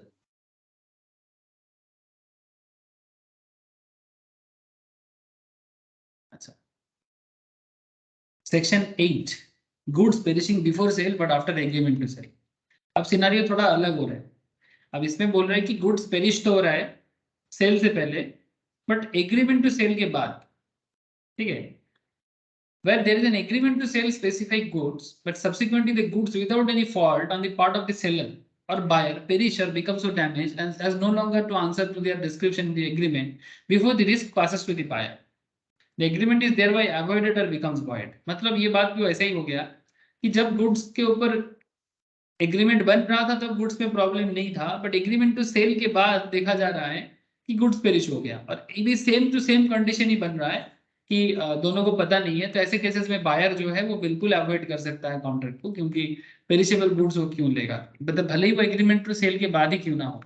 यहाँ पर क्या हुआ था कि कॉन्ट्रैक्ट से पहले, यहाँ पर क्या हो रहा है एग्रीमेंट टू सेल के बाद पेरिश हो रहा है। तो भी perishing of future goods, if the future goods are specific, the destruction of such goods will amount to supervening impossibility and the contract shall become void. Supervening impossibility का मतलब क्या जानते हो? Supervening impossibility मतलब जो कभी हो ही नहीं सकता, ठीक है, उसे supervening impossibility कहते हैं। इसका मैंने कॉन्ट्रैक्ट एक्ट में बताया था कि जैसे मानो कि कोई कॉन्ट्रैक्ट किसी से करता है कि तुम जो कह दो तो चांद तारों को तोड़ लाऊंगा मैं, तो क्या चांद तारा तोड़ने का कॉन्ट्रैक्ट हो सकता है? कभी नहीं हो सकता, है ना। तुम कहो तो मैं तुम्हारे लिए चुटकी में पूरा एकदम तिजोरी रख दूं सामने, तो क्या किसी के लिए तिजोरी रखना पॉसिबल है? अली बाबा 40 चोर का कहानी की तरह। तो ऐसा ही अलग अलग कॉन्सेप्ट में बताया था सुपरवेनिंग इम्पॉसिबिलिटी का, कॉन्ट्रैक्ट एक्ट में इसके बारे में मैंने बात करके रखा। हो सके तो आप कॉन्ट्रैक्ट अभी पढ़ सकते हो, नहीं तो बाद में जब मैं फिर से कॉन्ट्रैक्ट का क्लास रखूंगा तब पढ़ लेना एक बार। तो perishing of future goods, future goods perish होगा कि नहीं होगा कैसे पता चलेगा? मतलब आप समझ रहे हो ना, जो गुड्स फ्यूचर है वो पेरिशेबल होगा नहीं होगा, इसलिए बोल रहे हैं कि future goods are specific, the destruction of such goods will amount to supervening impossibility. मतलब वो पहले गुड्स बने तो फिर वो खराब होगा नहीं होगा, इसलिए कॉन्ट्रैक्ट, मतलब फ्यूचर पेरिशिंग गुड्स का कॉन्ट्रैक्ट, ये तो एक वॉइड कॉन्ट्रैक्ट है, मतलब ये कॉन्ट्रैक्ट पहले से ही कैंसिल हो जाएगा, बिकॉज वो गुड्स बनेगा फिर उसको डिस्ट्रॉय होगा, खराब होगा, ये तो एक सुपरवेनिंग इम्पॉसिबिलिटी है। अब इस पे हम लोग क्या बात कर रहे हैं, है ना, इसलिए वॉइड ही आएगा। तो बेसिकली यही बात कर रहा है कि कब कब कॉन्ट्रैक्ट ऑफ सेल के टाइम पे आपको सेक्शन 6, सेक्शन 7, सेक्शन 8 की तरह चीजों को ध्यान देना चाहिए। फिर आ जाता है सेक्शन 9 एंड 10। इसमें हम लोग क्या बात करेंगे? एसर्टेनमेंट ऑफ प्राइस, मतलब किस तरह से प्राइस को निश्चित तरीके से बनाया जाता है, मतलब किस दाम पे कॉन्ट्रैक्ट बनेगा। The price in a contract of sale may be fixed by the contract or may be left to be fixed in a manner thereby agreed or may be determined by the course of dealing between the parties. मतलब क्या दाम पे contract बनेगा ये normally contract से पहले decide हो सकता है, या फिर जो दोनों पार्टी एग्रीमेंट बना रहे हैं उनके बीच में भी इसका डिसीजन हो सकता है। वही बात कर रहे हैं, the price in a contract of sale may be fixed by the contract or may be left to be fixed in manner thereby agreed or may be determined by the course of dealing between the parties. Where the price is not determined in accordance with the foregoing provisions, the buyer shall pay the seller reasonable price. अगर मानो कि किसी कारण से कोई particular बंदा भूल जाते हैं प्राइस डिटर्मिनेशन में, तो फिर कोई प्राइस डिटर्मिनेशन में भूल गया तो फिर क्या उसका पेमेंट नहीं मिलेगा? सर पेमेंट का अधिकार सबको है, तो क्या पेमेंट करना होगा? Reasonable price. Now there is a question, sir reasonable price क्या होता है? सर रीजनेबल प्राइस को एनालिसिस करने का सबसे बेहतरीन तरीका होता है कि सिमिलर चीज का मार्केट में क्या दाम। अब सिमिलर चीज का मार्केट में अलग अलग दाम हो सकता है, अलग अलग मार्केट रेट हो सकता है, लेकिन एक रीजनेबल रेट, जो एक एवरेज रेट होना चाहिए, वो रेट पेमेंट करना पड़ेगा। ठीक है, depend on the circumstances of each particular case. हर एक केस का अलग अलग सिनेरियो हो सकता है। अगर बाई चांस कोई प्रोविजंस भूल भी जाता है तो भी पेमेंट तो करना है सर, लेकिन क्या पेमेंट करना है इसको लेके बात विवाद हो सकता है। ठीक है, लेकिन रीजनेबल एक प्राइस तो पेमेंट करना ही है। प्राइस क्या है? Sale of goods act price के बारे में क्या कहते हैं? कहता है कि price means the monetary consideration for sale of goods. Section 2 subsection 10, by virtue of section 9 the price in the contract of sale may be fixed by the contract के टाइम पे फिक्स करो, agreed to be fixed in a manner, agree करते हैं कि हम लोग fix करेंगे, provided by the contract, for example by a valuer. Valuer value करके देता है, फिर उस बेसिस में वैल्यूएशन केसेस में फिक्स होता है। जो मार्केट वैल्यूअर होता है, ठीक है, बहुत सारी चीजें हैं सर जो मार्केट वैल्यूअर के थ्रू से होता है। नॉर्मली बड़ा बड़ा चीज में से होता है, जो करोड़ों की चीज में होता है, 50 लाखों के दाम में होता है, ऐसी चीजों में वैल्यूअर भी सामने आ सकता है। तो इन दैट केस कोई वैल्यूअर होता है जो वैल्यूअर आके वैल्यू करके देता है। अब आप बोलोगे सर वैल्यूअर कौन हो सकता है? सर नॉर्मली वैल्यूअर का काम चार्टर्ड अकाउंटेंट कर सकता है, सीएमए कर सकता है, बिल्कुल कर सकता है। इसके साथ साथ इंडिया में वैल्यूअर की भी एक पढ़ाई होता है, एक्चुअरीज बोलते हैं। नाम सुना है क्या आप लोगों ने? हाँ, एक्चुअरियल साइंस के बारे में कभी सुना है आप लोग? ये भी एक कॉमर्स का ही पढ़ाई है। जो लोग इंश्योरेंस कंपनीज में ज्यादातर केस में वैल्यूअर हमेशा अवेलेबल होता है सर। नाम सुने आप लोग? Actuarial science, institute of actuaries of India. Indian institute of, जैसे चार्टर्ड है वैसा ही Indian institute of company secretary है, कॉस्ट अकाउंटिंग है, वैसा ही Indian institute of actuaries of India भी है। ये भी एक्ट ऑफ पार्लियामेंट में ही बना हुआ है। इसमें भी कॉमर्स जैसे ही पेपर होता है, पर हाँ जिसका मैथमेटिकल इच्छा थोड़ा ज्यादा है, मतलब जिसको स्टैट मैथ करने में ज्यादा मजा आता है, उन्हें ये लाइन चूज कर सकते हैं। अब देख ही सकते हो कि जैसे गवर्नमेंट साइड जैसे होते हैं वैसे ही है।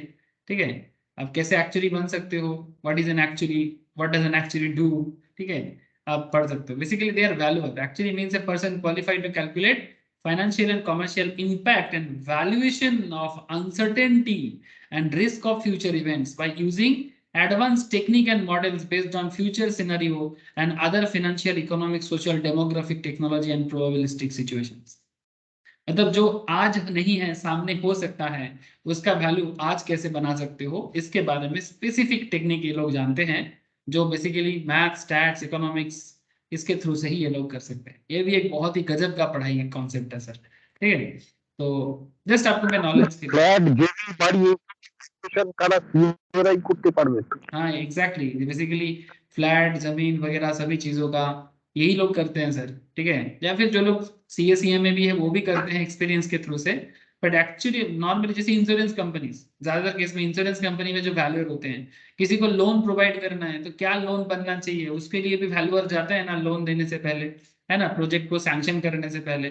तो ये सब एक्चुअली इसका काम है, मतलब दे आर बेसिकली स्पेसिफिकली बना हुआ है।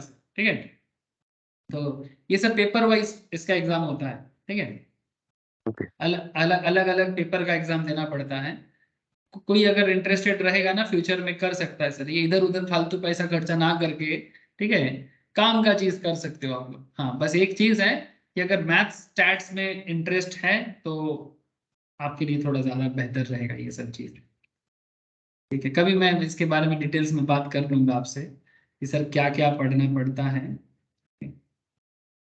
करिकुलम मोटा मोटी वही सब सब्जेक्ट है जो हम लोग कॉमर्स में पढ़ते हैं ना, वही सब सब्जेक्ट होता है सर ज्यादातर केस में। ये देखो स्टैटिस्टिक्स देख रहे हैं ना, स्टैटिस्टिक्स पहले ही आ गया। ठीक है, और भी चीजें हैं, modelling practice, maths, health care. अब लास्ट में जाके ना स्पेशलाइज्ड होता है कि भाई कौन से इंश्योरेंस सेगमेंट में जाना चाहते हो, हेल्थ केयर में जाना चाहोगे, लाइफ इंश्योरेंस में जाना चाहोगे, पेंशन में, इन्वेस्टमेंट फाइनेंस में, फाइनेंशियल डेरिवेटिव में, जनरल इंश्योरेंस में, एंटरप्राइज रिस्क एंड मैनेजमेंट में, अलग अलग उसमें भी एक्सपर्टीज लिया जाता है। ठीक है, चलो सर ये सब कभी बात कर लेंगे। बहुत सारा चीजें हैं सर दुनिया में जानने के लिए, करने के लिए, बस सही चीज करें। ठीक है, हम लोग बहुत इधर उधर का फालतू का चीज में समय व्यर्थ करते हैं और पैसा भी बहुत इधर उधर का खर्चा करते हैं।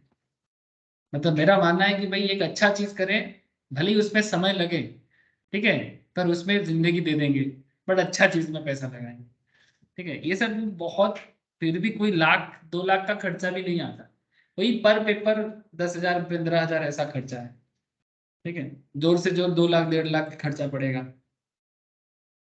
अच्छा चलो ठीक है, वैल्यूअर से याद आया तो बोल दिया सर। हाँ, अब ऐसा ना सोचे कि मैं भी एक्चुअली इसके बारे में कुछ बता रहा हूँ।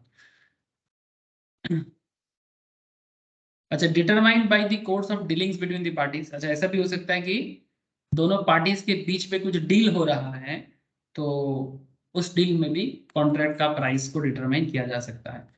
Agreement to sell at valuation section 10, where there is an agreement to sell goods on the terms that the price is to be fixed by the valuation of third party and such third party cannot or does not make such valuation, the agreement is thereby avoided। मैं समझाता हूँ।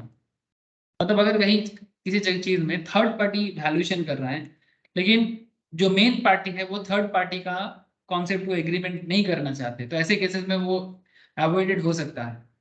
Provided that if the goods or any part thereof have been delivered to and appropriated by the buyer, he shall pay a reasonable price there। अब आगे मैं इसका ना आपका analysis करूंगा ना, तो आपको समझ में आ जाएगा कि ये वैल्यूएशन का क्या कॉन्सेप्ट है।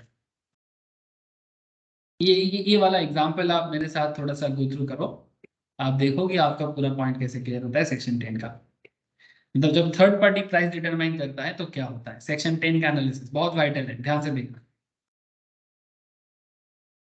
P is having 2 bikes, P का 2 बाइक है,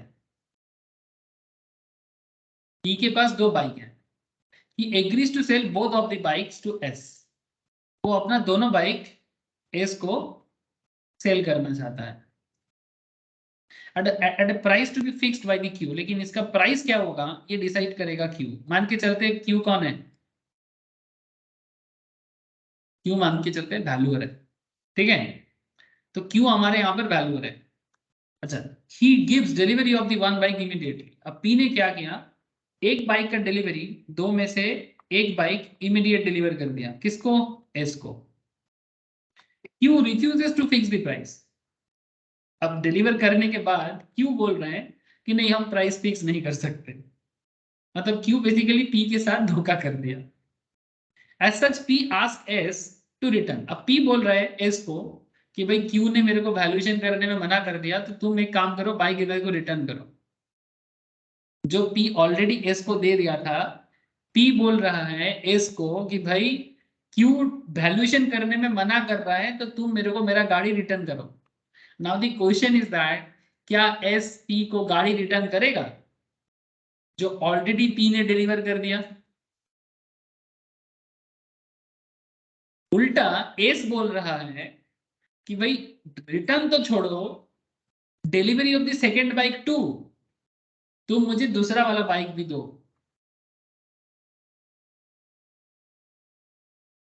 नाउ सेक्शन 10 के हिसाब से क्या होना चाहिए सेल ऑफ गुड्स में, सर सेक्शन 10 के हिसाब से ये होना चाहिए, अगर वैल्यूअर ने मना कर दिया ठीक है, वो प्रॉब्लम है, लेकिन जो गाड़ी एज पर कॉन्ट्रैक्ट पी और एस के बीच में जो कॉन्ट्रैक्ट बना था, जो ऑलरेडी पी ने एस को डिलीवर कर दिया था, इसका जो रिजनेबल प्राइस है वो पी एस से ले ले। अब रिजनेबल प्राइस मार्केट प्राइस, अरे सिमिलर प्रोडक्ट का कुछ तो दाम मिलेगा रे बाबा, सिमिलर बाइक का मार्केट में कुछ तो दाम होता है, तो वो सिमिलर रिजनेबल दाम एस पी को दे दे, किसके लिए, फर्स्ट बाइक के लिए। लेकिन अब पी बोल रहा है कि क्योंकि वैल्यूअर ने मुकर गया, तो पी को समझ में नहीं आ रहा है कि उसको सच में ठीक ठाक दाम मिल रहा है कि नहीं मिल रहा है, क्योंकि पी हो सकता है थोड़ा अनपढ़ है, थोड़ा सा उतना नॉलेजेबल नहीं है, या फिर ऐसा भी हो सकता है कि उसको उतना समय नहीं है कि वो उसका मानना है कि वैल्यूअर जो बोलेगा हम उसी रेट में बेचेंगे, वो अपना दिमाग नहीं लगाना चाहता क्योंकि उसका दूसरा काम है। पी कुछ भी हालत में हो सकता है। अब पी का मानना है कि भाई हमको एस को नहीं देना है, तो लेकिन जो डिलीवर कर दिया वो रिटर्न नहीं होगा, और एस चुपचाप पी को उसका दाम दे देगा, पी उसको क्लेम नहीं कर सकता। लेकिन सेकेंड गाड़ी जो एस क्लेम कर रहा है, एस का क्लेम करना जायज है क्योंकि कॉन्ट्रैक्ट तो 2 गाड़ी का हुआ था, 1 गाड़ी का नहीं।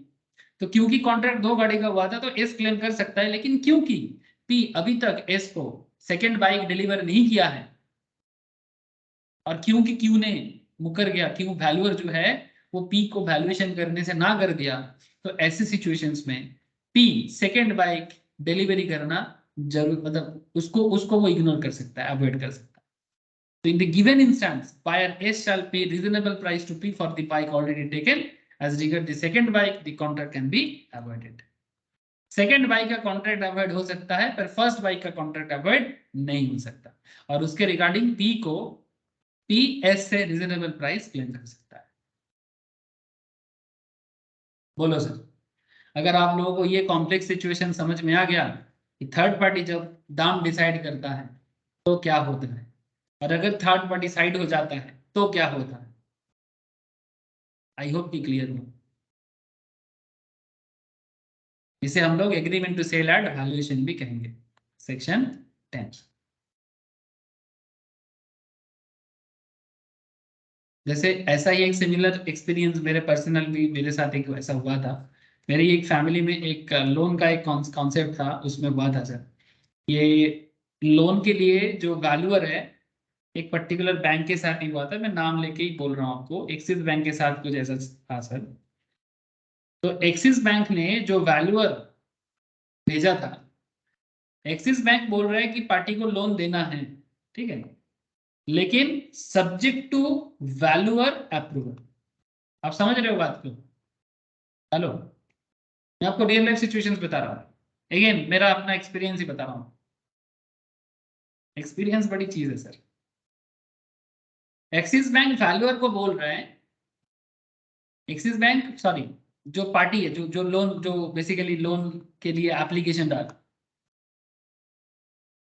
एक्सिस बैंक पार्टी को बोल रहा है लोन मिल जाएगा, सब कुछ ठीक है, इनकम वगैरह सब कुछ ठीक है, लोन के लिए प्रॉब्लम नहीं है, लेकिन वैल्यूअर के अप्रूवल जरूरी है। अब उस पर्टिकुलर प्रॉपर्टी में कुछ गड़बड़ था, पेपर में, प्रॉपर्टी पेपर में कुछ लीगल प्रॉब्लम था, वैल्यूअर उस पर्टिकुलर चीज को पार्टी को बोल रहे हैं आप उसको चेक कर लीजिए, कोई कॉर्पोरेशन वगैरह से चेक कर लीजिए, अगर वो चेक हो जाए तभी जाके लोन मिलेगा। लेकिन पार्टी की तरफ से ये कॉर्पोरेशन का जो भी प्रॉब्लम था, जो भी लीगल डिस्प्यूट था, वो चेक ठीक करना थोड़ा इम्पॉसिबल टाइप का था। तो क्योंकि वैल्यूअर ने अप्रूवल नहीं दिया, तो एक्सिस बैंक ने भी लोन सैंक्शन, मतलब लोन तो सैंक्शन कर दिया था पर डिसबर्स नहीं कर पाया, और डिसबर्स नहीं होगा तो फिर काम ही क्या होगा, मतलब बेसिकली एक्सिस बैंक ने कॉन्ट्रैक्ट को अवॉइड कर दिया। समझ में आया सर? जब किसी थर्ड पार्टी के वैल्यूएशंस पे कॉन्ट्रैक्ट डिपेंड करता है तो ऐसा हो सकता है, मतलब नहीं तो आप हम लोग क्या बोलेंगे, नहीं एक्सिस बैंक, जैसे कि मैं एक्सिस बैंक का जो बात कर रहा हूँ, एक्सिस बैंक पहले हाँ बोला, ठीक है, जो लोन बेसिकली लोन एप्लीकेशन डाला था वो भी सोच ले कि भाई हाँ लोन तो पास हो गया, सैंक्शन लेटर भी मिल गया, ठीक है, तो फिर इनके अब फिर बाद में अगर एक्सिस बैंक ना कर दिया तो फिर क्या हो जाएगा, ब्रीच हो जाएगा क्या? हाँ ब्रीच तो है, पर वो ब्रीच नहीं कहेंगे इसको, इसे ब्रीच ऑफ कॉन्ट्रैक्ट नहीं कह सकते। क्यों? क्योंकि कुछ चीजें बैंक के लिए भी थोड़ा रिस्ट्रिक्टेड है सर, बैंक को भी किसी ना किसी चीज पे एक्सपर्ट के भरोसे रहना पड़ता है। तो ऐसा not just in case of bank, जैसे कि हम लोग ये वाला जो एग्जांपल अभी देखा सेक्शन 10 वाला, पी क्यू और एस के बीच में, ऐसा डिफरेंट सिनारियो हम लोग अपनी जिंदगी में, लाइफ में एक्सपीरियंस, बिजनेस लाइफ में एक्सपीरियंस कर सकते हैं। हेलो सर, जरा बोलिएगा मुझे कि आप लोगों को समझ में आ रहा है कि नहीं आ रहा है। Yes sir. अगर मैं सेल ऑफ गुड्स को, अगर मैं सेल ऑफ गुड्स को एक सिंपल 2-4 लाइन में बताने का कोशिश करूं तो सेल ऑफ गुड्स क्या है, ऐसे सेल ऑफ गुड्स में अभी बहुत सारा चैप्टर पढ़ाना बाकी है। In a nutshell, the contract of sale of goods is a contract where the seller transfer or agrees to transfer the property in the goods to the buyer for a price. दाम के बदले good cell करने का वादा करते हैं, ठीक है। कौन? सेलर। किसको? बायर। किसी किसी दाम के बदले, फ्री में नहीं देगा, हाँ, बदले में कंसिडरेशन तो होना चाहिए। फ्री में तो लंगर खाना होता है सर, जहां पर लोगों को फ्री में खिलाया जाता है खाना, वो तो मंदिर मस्जिद गिरजा में ही संभव है। So where, however, the transfer of property in goods is to take place at a future date or subject to some condition to be fulfilled, the contract is called agreement. अगर कोई फ्यूचर गुड्स का matter है या future date का matter है और कुछ subject to condition का मैटर है, तब उसे हम सेल नहीं, एग्रीमेंट टू सेल कहेंगे। The subject matter of such contract must always be goods. एक बात हमेशा याद रखना सर, ये जो पूरा सब्जेक्ट मैटर है ना, ये ऑलवेज गुड्स पे होता है, इवन सर्विस पे यहाँ पर नहीं आता। Price for goods may be fixed by contract or may be agreed to be fixed later on in a specific manner. और goods का दाम नॉर्मली फिक्स भी किया जा सकता है या फिर फ्यूचर डेट में कोई स्पेसिफिक मैनर में भी फिक्स किया जा सकता है। इन सिंपल यही है सेल ऑफ गुड्स एक्ट। लेकिन अगर इतना ही सिंपल होता तो फिर इतना बताने का जरूरत ही ना होता। अब हम लोग अगले चैप्टर में आपके साथ बात करेंगे सर, जहां पर मैं आपके साथ कंडीशन एंड वारंटी, मार्केट में प्रोडक्ट खरीदने जाते हैं उस हर एक प्रोडक्ट में कंडीशंस भी होते हैं, वारंटी भी होते हैं। तो बिना कंडीशंस का और वारंटी का सेलर का क्या कॉन्सेप्ट है? मतलब अगर कंडीशन ना रहे तो क्या होगा, और कंडीशन का होना कितना जरूरी है? वारंटी का क्या है? प्रोडक्ट में वारंटी जब हमें कस्टमर को मिलता है तो इसमें सेलर का क्या रिस्पॉन्सिबिलिटी है? अगर वारंटी टूट गया तो क्या हो? अगर कंडीशन टूट गया तो क्या हो? मतलब जिस शर्त पे प्रोडक्ट सेल किया जा रहा है, अगर उसमें कुछ गड़बड़ हो गया तो क्या हो? समझ में आ रहा है? समझ में आ रहा है ना? ये नेक्स्ट क्लास में डिस्कस करेंगे।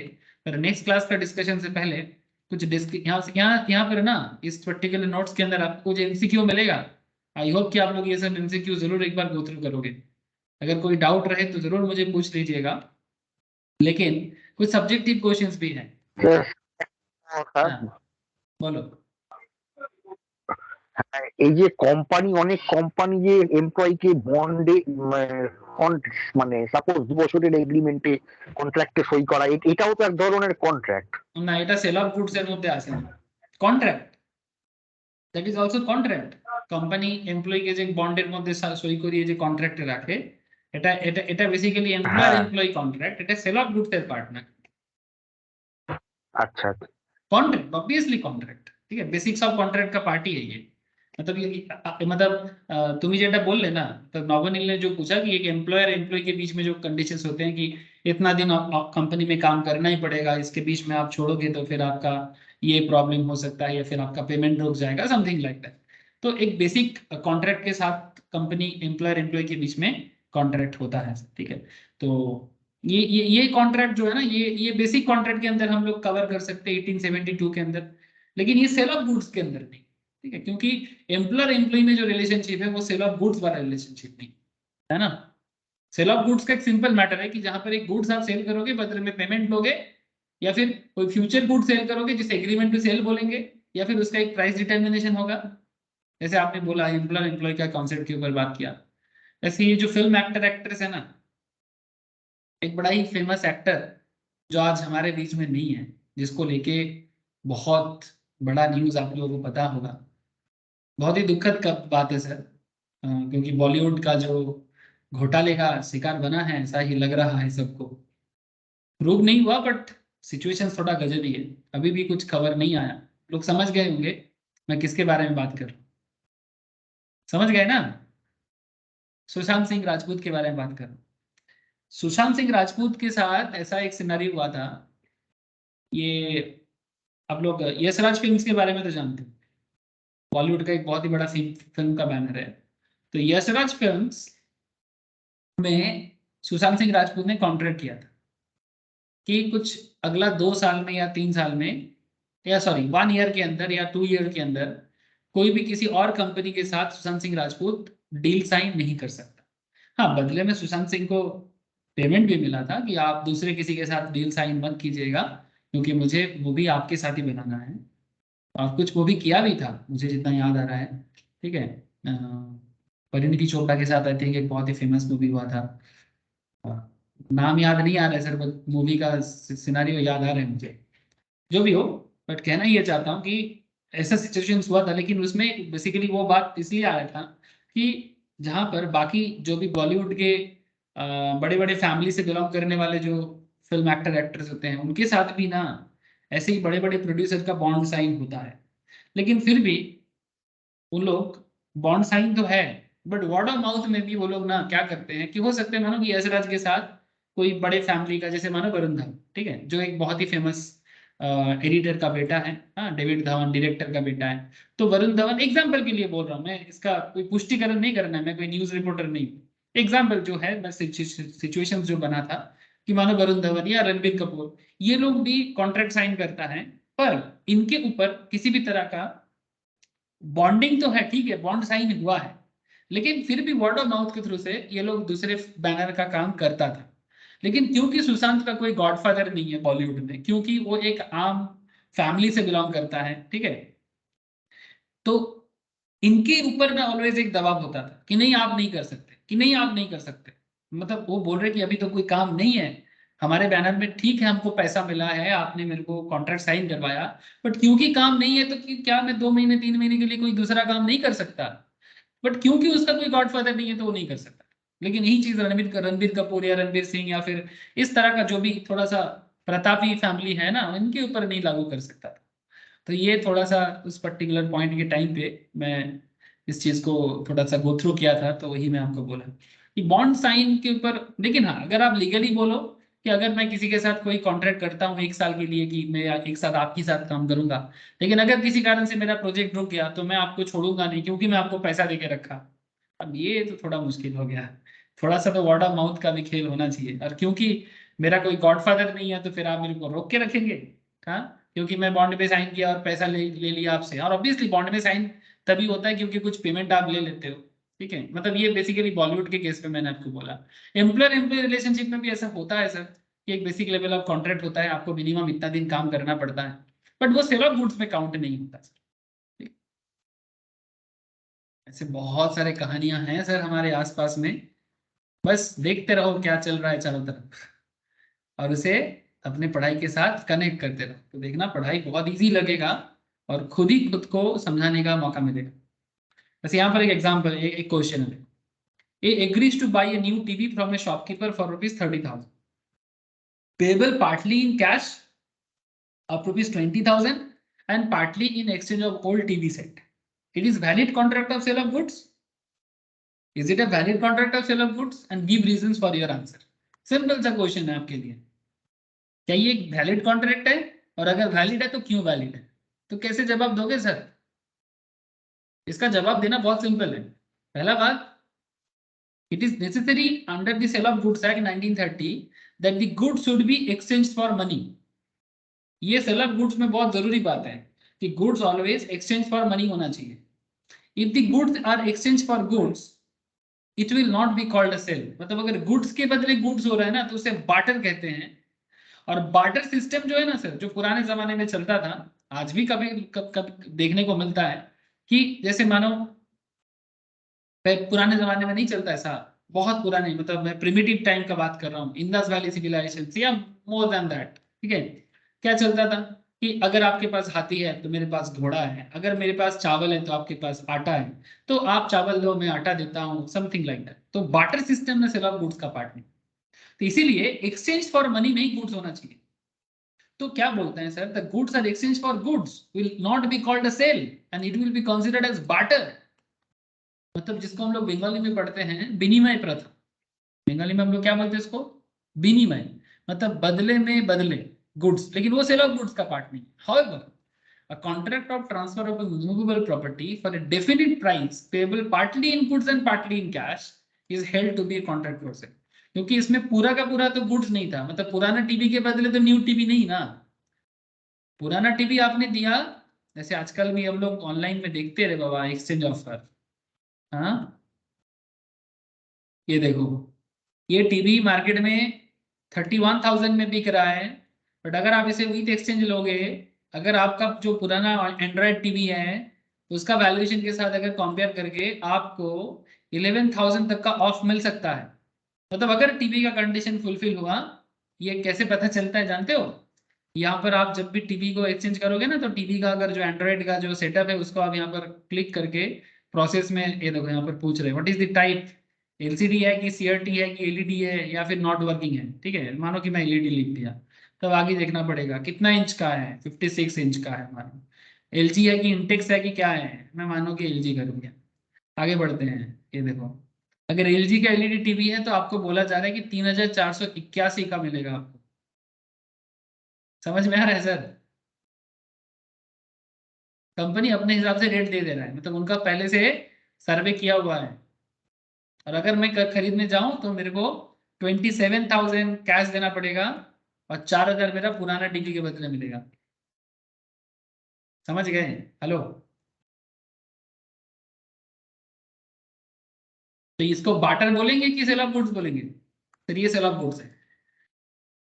In the given case, the new TV set is agreed to be sold for 30,000 and the price is payable partly in exchange for old TV and the partly in cash 20,000. So in this case, it is a valid contract of sale under sale of goods act 1930. तो इस तरह से आपको जवाब देना है। ठीक है, क्योंकि क्यों यहाँ पर बार्टर के बारे में क्यों बोलना पड़ा? क्योंकि क्वेश्चन के अंदर ऐसा एक कॉन्सेप्ट था कि हम पुराना टीवी सेट के बदले टीवी लेके आ रहे हैं, तो आपको ये बताना पड़ेगा कि सर बार्टर क्या होता है, और बार्टर सेल ऑफ गुड्स में नहीं है सर। बोलो सर, आप लोगों को समझ में आ रहा है? Yes, sir. He agrees to sell to be 100 bags of sugar arriving on a ship from Australia to India. Australia से इंडिया में शिप के थ्रू से चीनी आ रहा है 100 बैग का, 100 बस्ता, within next 2 months, unknown to the parties, किसी को पता नहीं है। The ship has already sunk, जहाज डूब गया। Does B have any right against A under the sale of goods act 1930? अगर रास्ते में जहाज डूब गया तो क्या बी को एक ए से कोई क्लेम मिलेगा? सेल ऑफ गुड्स क्या कहता है? No sir. Practical हाँ,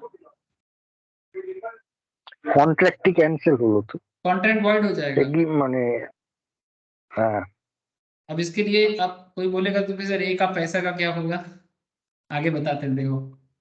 इन this case B the buyer has no right against a the seller, क्योंकि जहाज किसी ने जानबूझ के तो नहीं डुबाया। Section 8 of the sale of goods act 1930 provides that when there is an agreement to sell specific goods and the goods without any fault of either party perish, किसी को पता नहीं है लेकिन गुड्स पेरिश हो गया, डैमेज्ड हो गया, लॉस्ट हो गया, the agreement is thereby avoided. The provision is based on the ground of supervening impossibility of performance which makes a contract void. पर ये जो भी हुआ है किसी के हाथ में नहीं है सर, इसीलिए एक सुपरवेनिंग इम्पॉसिबिलिटी है और ऐसा कॉन्ट्रैक्ट void कॉन्ट्रैक्ट हो जाएगा। So all the following conditions required to treat it as a void contract are fulfilled in the above case. There is an agreement to sell between A and B. Yes, agreement होना चाहिए तभी void होगा. It is related to specific goods. Yes, ये एक specific goods के ऊपर था. The goods are lost because the sinking of ship before the property of risk passes to the buyer. Buyer के पास goods पहुंचने से पहले जहाज डूबा and the loss of goods is not due to the fault of either party. और ये जो goods का loss हुआ ये किसी भी पार्टी के fault के कारण नहीं, मतलब इसमें किसी का भी दोष नहीं है, ना बायर का ना सेलर का। अब आपके मन में चल रहा होगा सर सेलर का तो कुछ, सेलर का तो जहाज ही डूब गया सर और बायर का गुड्स डूबा, तो सर क्लेम करना है। सर बायर तो सेलर से कुछ क्लेम नहीं कर सकता, अगर इंश्योरेंस किया हुआ है तो इंश्योरेंस क्लेम कर सकते हो। इफ अगर गुड्स पे इंश्योरेंस है, मेरिन इंश्योरेंस ऐसे होता है सर, ठीक है, इंश्योरेंस कंपनी भी तो कमाते हैं इसी तरह से।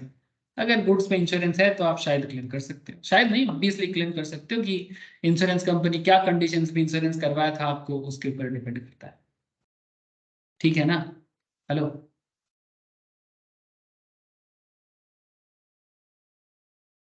अरे समझे कि नहीं समझे? हाँ सर। হ্যাঁ স্যার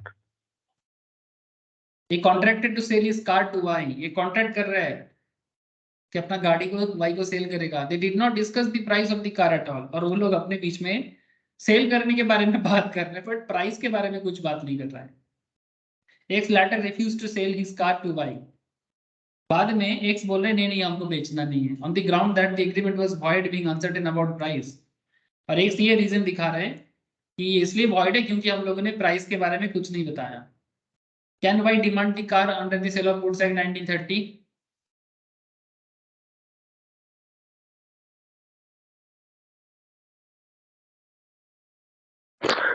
কন্ট্রাক্ট যদি সই করে থাকে তাহলে কন্ট্রাক্ট হয়েছে, এবার দেখা রিজনেবল তাহলে কিছু হতে पारे এটাই। Very very good very good. अगर कॉन्ट्रैक्ट में साइन कर दिया मतलब कॉन्ट्रैक्ट हुआ है। वेरी गुड सर, ठीक है, वेरी गुड। कॉन्ट्रैक्ट अगर साइन हुआ है तो कॉन्ट्रैक्ट हुआ है। प्राइस के बारे में डिस्कस नहीं हुआ, कोई बात नहीं, रिजनेबल प्राइस पे सेटलमेंट करो। कॉन्ट्रैक्ट हुआ है मतलब साइन हुआ है, तभी ना कॉन्ट्रैक्ट का बात कर रहे हैं, है ना। इन्फोर्सिबल बाय लॉ कब होता है? जब एग्रीमेंट बन जाता है। और एग्रीमेंट को जब हम लोग सरकार के घर में कोई रेवेन्यू जमा करके एग्रीमेंट कॉपी को जमा करते हैं, नोटरी कर लेते हैं, देखा है कभी आप लोगों ने एग्रीमेंट नोटरी कॉपी?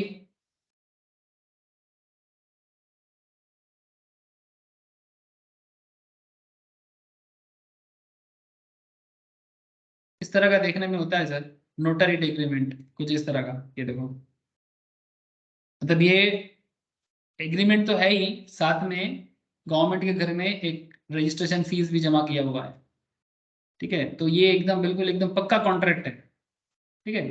तो payment of the price by the buyer is an important ingredient of a contract of sale. Yes, if the parties totally ignore the question of price while making the contract, it would not become an uncertain and invalid agreement.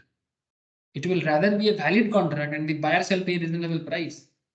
आपने दाम decide नहीं किया और contract कर लिया, वो आपका problem है, लेकिन कॉन्ट्रैक्ट यहाँ पर इनवैलिड नहीं हो जाता।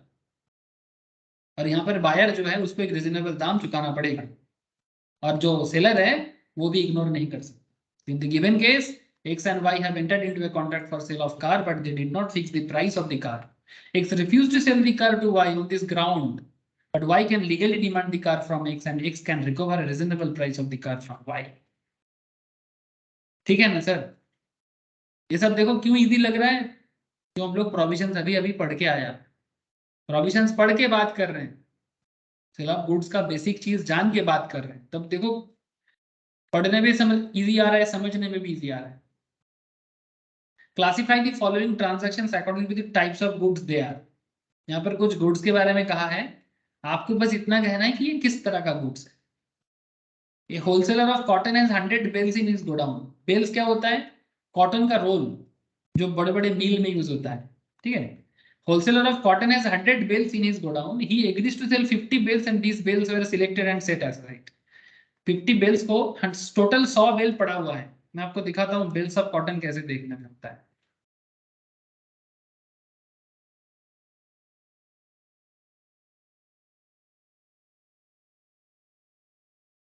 कुछ इस तरह का देखने में होता है बेल्स ऑफ कॉटन, ठीक है। बड़े बड़े कॉटन का रोल होता है सर, ठीक है, ऐसा दिखाई दे रहा है। और सुंदर पिक्चर देख सकते। तो मानो किसी के गोडाउन में 100 बेल्स पड़ा हुआ है, इसमें से 50 बेल साइड कर दिया गया और सेट असाइड कर दिया गया, ठीक है। मतलब कॉटन चाहिए बट कितना कॉटन का बेल चाहिए वो डिसाइड कर लिया गया। तो हम इसे क्या गुड्स कहेंगे? A agrees to sell to B 1 packet of sugar out of the lot of 100 packets lying in his shop.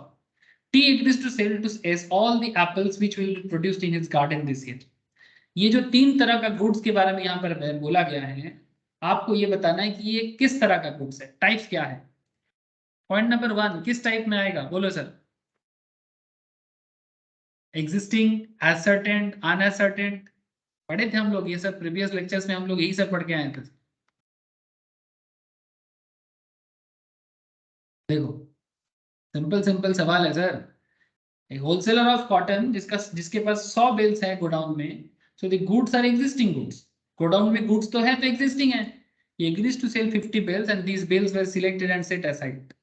On selection the goods become ascertain. जैसे ही 100 में से 50 सिलेक्ट हो गया, तो ये 50 सिलेक्ट हो जाने का मतलब होता है ascertain हो गया। On selection the goods become ascertain. In this case the contract is for the sale of ascertain goods. तो इसको क्या बोलेंगे? Ascertain goods का cell. As the cotton bales to be sold are identified, and they agreed after the formation of the contract.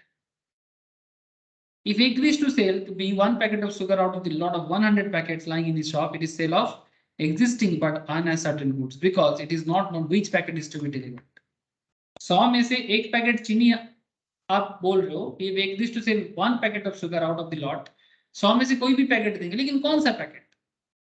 Good तो existing है but uncertain है। यहाँ पर कॉटन 100 था बट 100 में से 50 आप साइड कर रहे थे ना, तो उसको आपने प्रॉपरली आइडेंटिफाई कर लिया था। यहाँ पर आपने आइडेंटिफाई तो किया बट हटा, मतलब प्रॉपर आइडेंटिफिकेशन नहीं हुआ, इसीलिए हम इसे एग्जिस्टिंग तो बोलेंगे लेकिन ascertain नहीं, uncertain बोलेंगे। T agrees to sell to S all the apples which will be produced in his garden this year. It is contract of sale of future goods. जो भी एप्पल मेरे गार्डन में इस साल होगा, पूरा का पूरा एप्पल आपका। अभी एप्पल होने तो दो, फिर ना एप्पल बनेगा तो आपका। तो एग्रीमेंट टू सेल है, ये फ्यूचर है, फ्यूचर गुड्स है।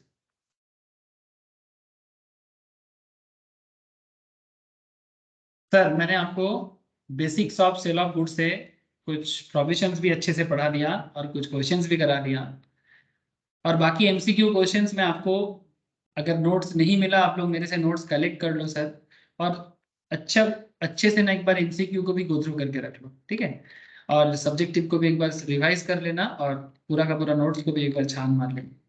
नेक्स्ट क्लास में आपको कंडीशंस एंड वारंटी के बारे में डिटेल्स में बातचीत करूँगा, ठीक है।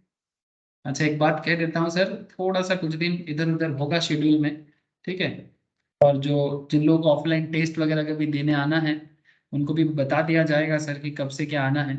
थोड़ा सा मैम का हेल्थ इश्यूज जा रहे हैं, ठीक है, थोड़ा डॉक्टर अपॉइंटमेंट इधर उधर थोड़ा आना जाना चल रहा है, एक बार सब ठीक ठाक हो जाए फिर नॉर्मल कर देंगे सर, थोड़ा सा 8-10 दिन इधर उधर हो सकता है, ठीक है।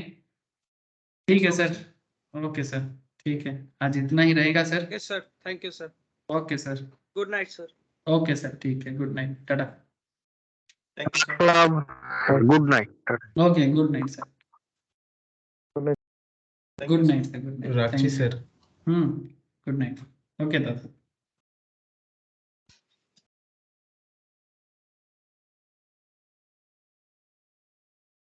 Thank you, sir.